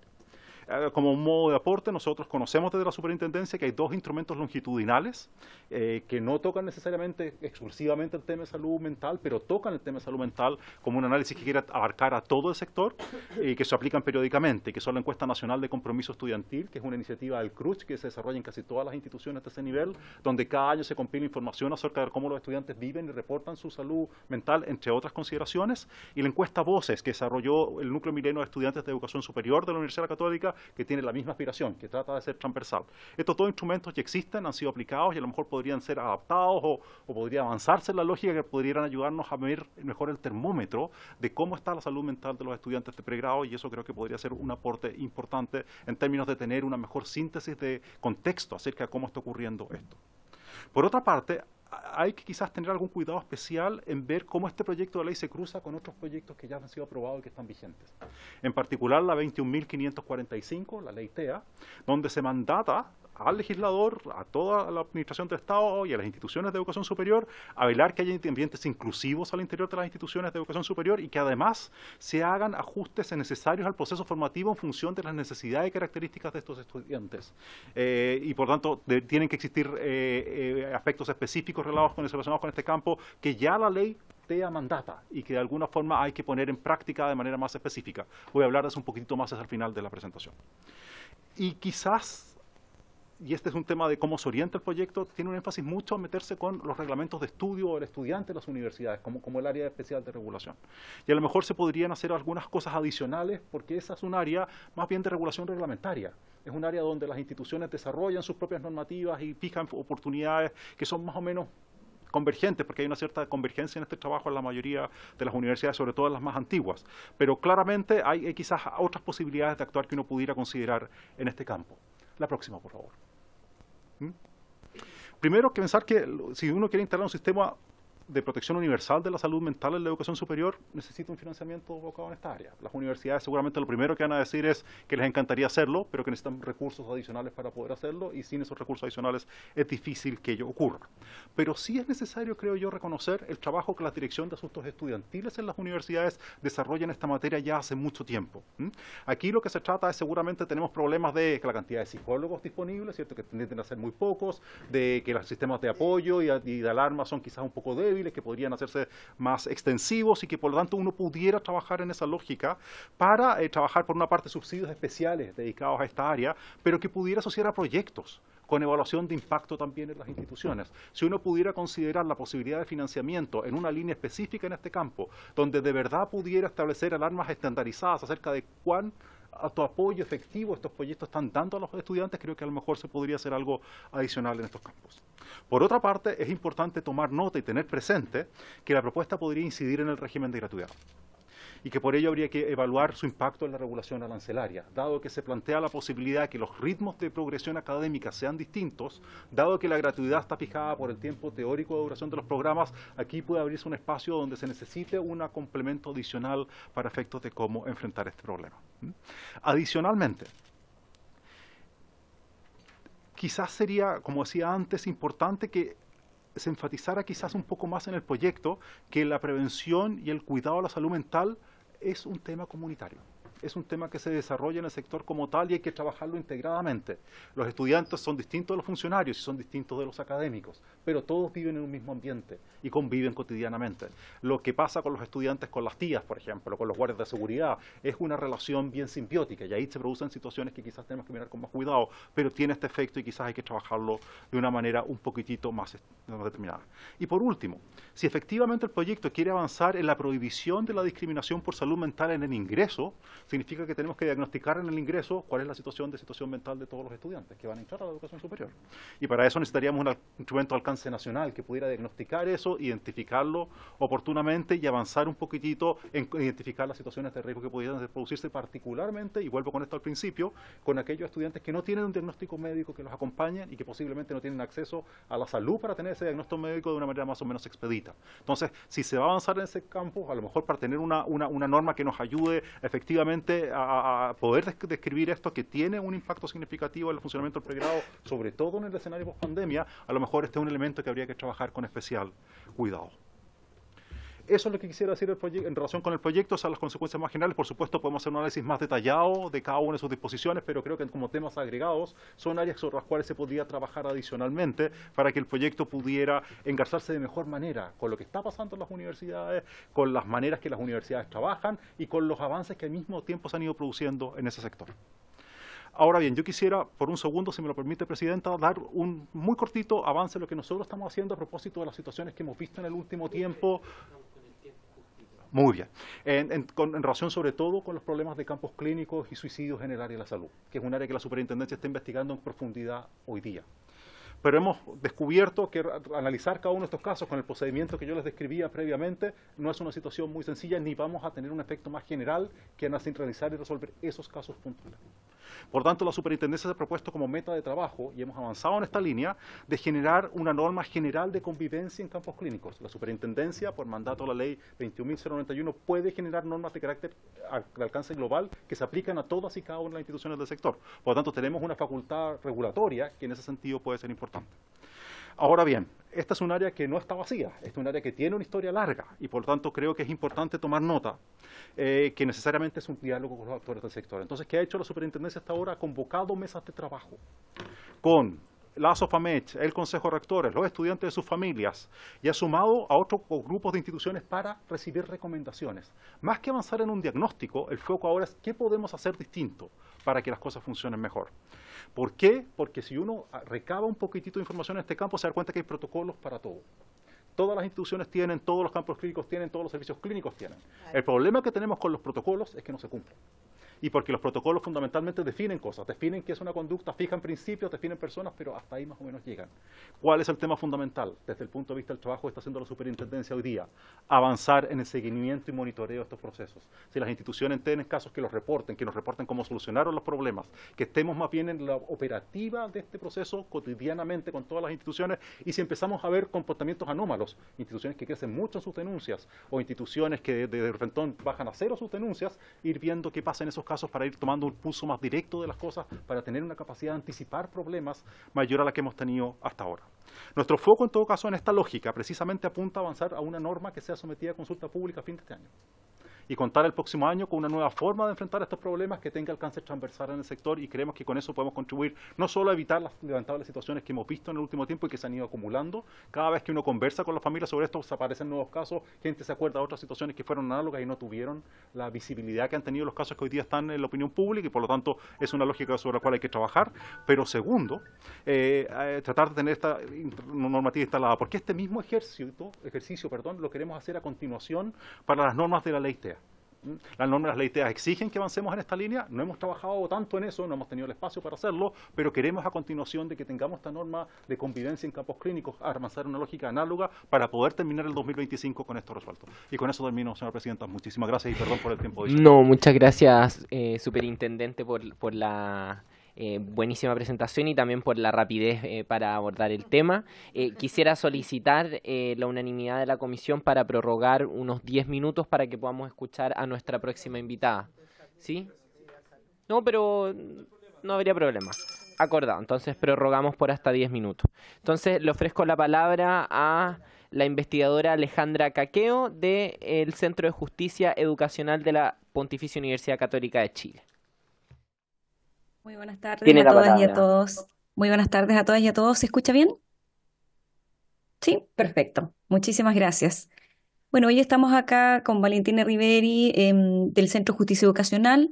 Nosotros estamos trabajando todo lo que es salud mental desde el año 2017 en población infanto-juvenil, apostando a que es una variable sumamente relevante en el tema educacional, ¿no? Para lograr buenas trayectorias para lograr que los niños y niñas vayan de alguna manera superando, ¿verdad?, todos los obstáculos que van presentando a lo largo de su época escolar, de su etapa escolar. Hemos podido observar sin duda, y estamos hablando de niños, niñas y adolescentes, ¿verdad?, un cambio importante post pandemia. Ya la salud mental de niños y niñas y adolescentes en los años 2018, 2019 ya se veía muy afectada. Post pandemia los indicadores sin duda, se incrementaron notablemente, lo que llamó profundamente la atención a nosotros, ¿verdad?, como centro, de poder generar instancias, ¿verdad?, en que esto pudiera de alguna manera mejorar. Nosotros estamos trabajando con población infanto-juvenil y adolescente, pero claramente estos chicos ya ahora, ¿verdad?, son los que se encuentran actualmente en la universidad, muchos de ellos, ¿no?, los que pasaron por periodos de pandemia, terminaron su tercer, cuarto año, medio, en situación muy compleja, ¿verdad?, muy distinta, e ingresaron a la universidad. Y estamos observando, sin duda, ¿verdad?, toda esta consecuencia que tuvo para todos nosotros y especialmente para esta población, la pandemia. Y la afectación en salud mental y en su bienestar psicológico fue tremendo. Lo que nosotros observamos sin duda es la necesidad, ¿verdad?, de un acompañamiento desde las instituciones. Estamos hablando desde los colegios, ¿verdad?, desde las escuelas, desde los jardines infantiles, desde todas las instancias, ¿verdad?, hasta la educación superior. Este acompañamiento debe ser de un dispositivo que se encuentre en forma permanente, creemos nosotros, en las instituciones, no que vaya por moda ni por intervención en crisis, ¿verdad?, sino que sea un apoyo permanente, lo que va a implicar, ¿verdad?, como decía recién el superintendente, un apoyo constante, ¿verdad?, económico y probablemente un gasto que van a tener las universidades extra, ¿verdad?, en esa instancia de apoyo a la salud mental de los estudiantes.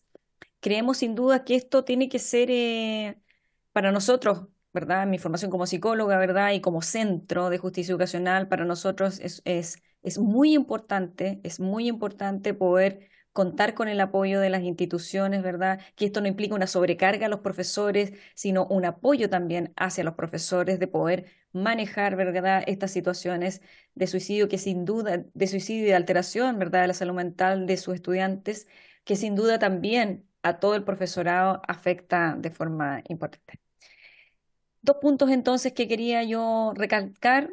Tenemos indicadores de salud mental, tenemos evidencia científica, ¿verdad?, de indicadores de salud mental muy deteriorados post pandemia, y eso requiere un apoyo sistemático de las instituciones. Pensemos no solo lo que decía recientemente el expositor, ¿verdad? Muchos de ellos no continúan tratamiento, no hay un apoyo económico por parte tampoco en las familias como para continuar tratamiento, por lo tanto las instituciones son las que deben brindar sobre todo apoyo, sobre todo a los estudiantes más vulnerables. Eso es lo que yo quería comentar y obviamente estamos como centro apoyando, ¿verdad?, legislar en estos temas. Muchísimas gracias. Muchas gracias. Perdón. Adelante. Como directora ejecutiva quisiera aportar también, siguiendo la línea del superintendente de Educación Superior, que es necesaria una mirada macro que dé una institucionalidad o enmarque la institucionalidad para la toma de decisiones en las universidades más allá de momentos de crisis, como indicó Alejandra Caqueo. Y en eso es recomendar también la incorporación, al igual que indicó el superintendente, de la evidencia que ya existe de la ley TEA. En particular, nosotros llevamos la línea de investigación de inclusión de la discapacidad, que ha mostrado evidencia que la inclusión a costa de todo termina teniendo costos finalmente para las personas con necesidades educativas especiales. Entonces, es indicar que esta ley, que valoramos mucho que se legisle y que valoramos mucho que se aborde, tome en consideración los aprendizajes que leyes ya han tenido para incorporar lineamientos que den flexibilidad a las instituciones y que les permita y que reconozca que las instituciones conocen a su alumnado. De legislar de forma rígida, con normas tan rígidas como las que actualmente están en el documento, podrían llevar a las instituciones a no adecuarse a la diversidad de estudiantes que actualmente tienen. Entonces también desde el Centro de Justicia Educacional recomendamos tener una perspectiva de la diversidad del alumnado, de lo interseccional y de lo distinto que es el alumnado en todas las instituciones de educación superior de Chile. Con eso queríamos cerrar nuestro comentario a las diputadas y diputados. Muchas gracias a ambas expositoras. Quería en los últimos minutos de la comisión ofrecer la palabra a algún parlamentario o parlamentaria que quisiera referirse al punto, si no levantaríamos la sesión. Bueno, le agradecemos tanto al superintendente como a ambas investigadoras por haber aportado en esta discusión. Sin duda será... sí, eso. Aprovecho aquí a solicitud de la diputada Serrano si es que nos pueden hacer llegar algún documento o alguna minuta, digamos, que sintetice los comentarios que nos han hecho llegar. Al mismo correo que les llegó la invitación. Bueno, ya dicho eso, les agradezco tanto al superintendente como a ustedes dos por sus intervenciones. Estos van a ser insumos muy importantes para la discusión que se venga respecto al proyecto de ley y esperamos poder enriquecerlo muchísimo también con sus comentarios. Muchas gracias y por haberse cumplido el objeto de la sesión, esta se levanta.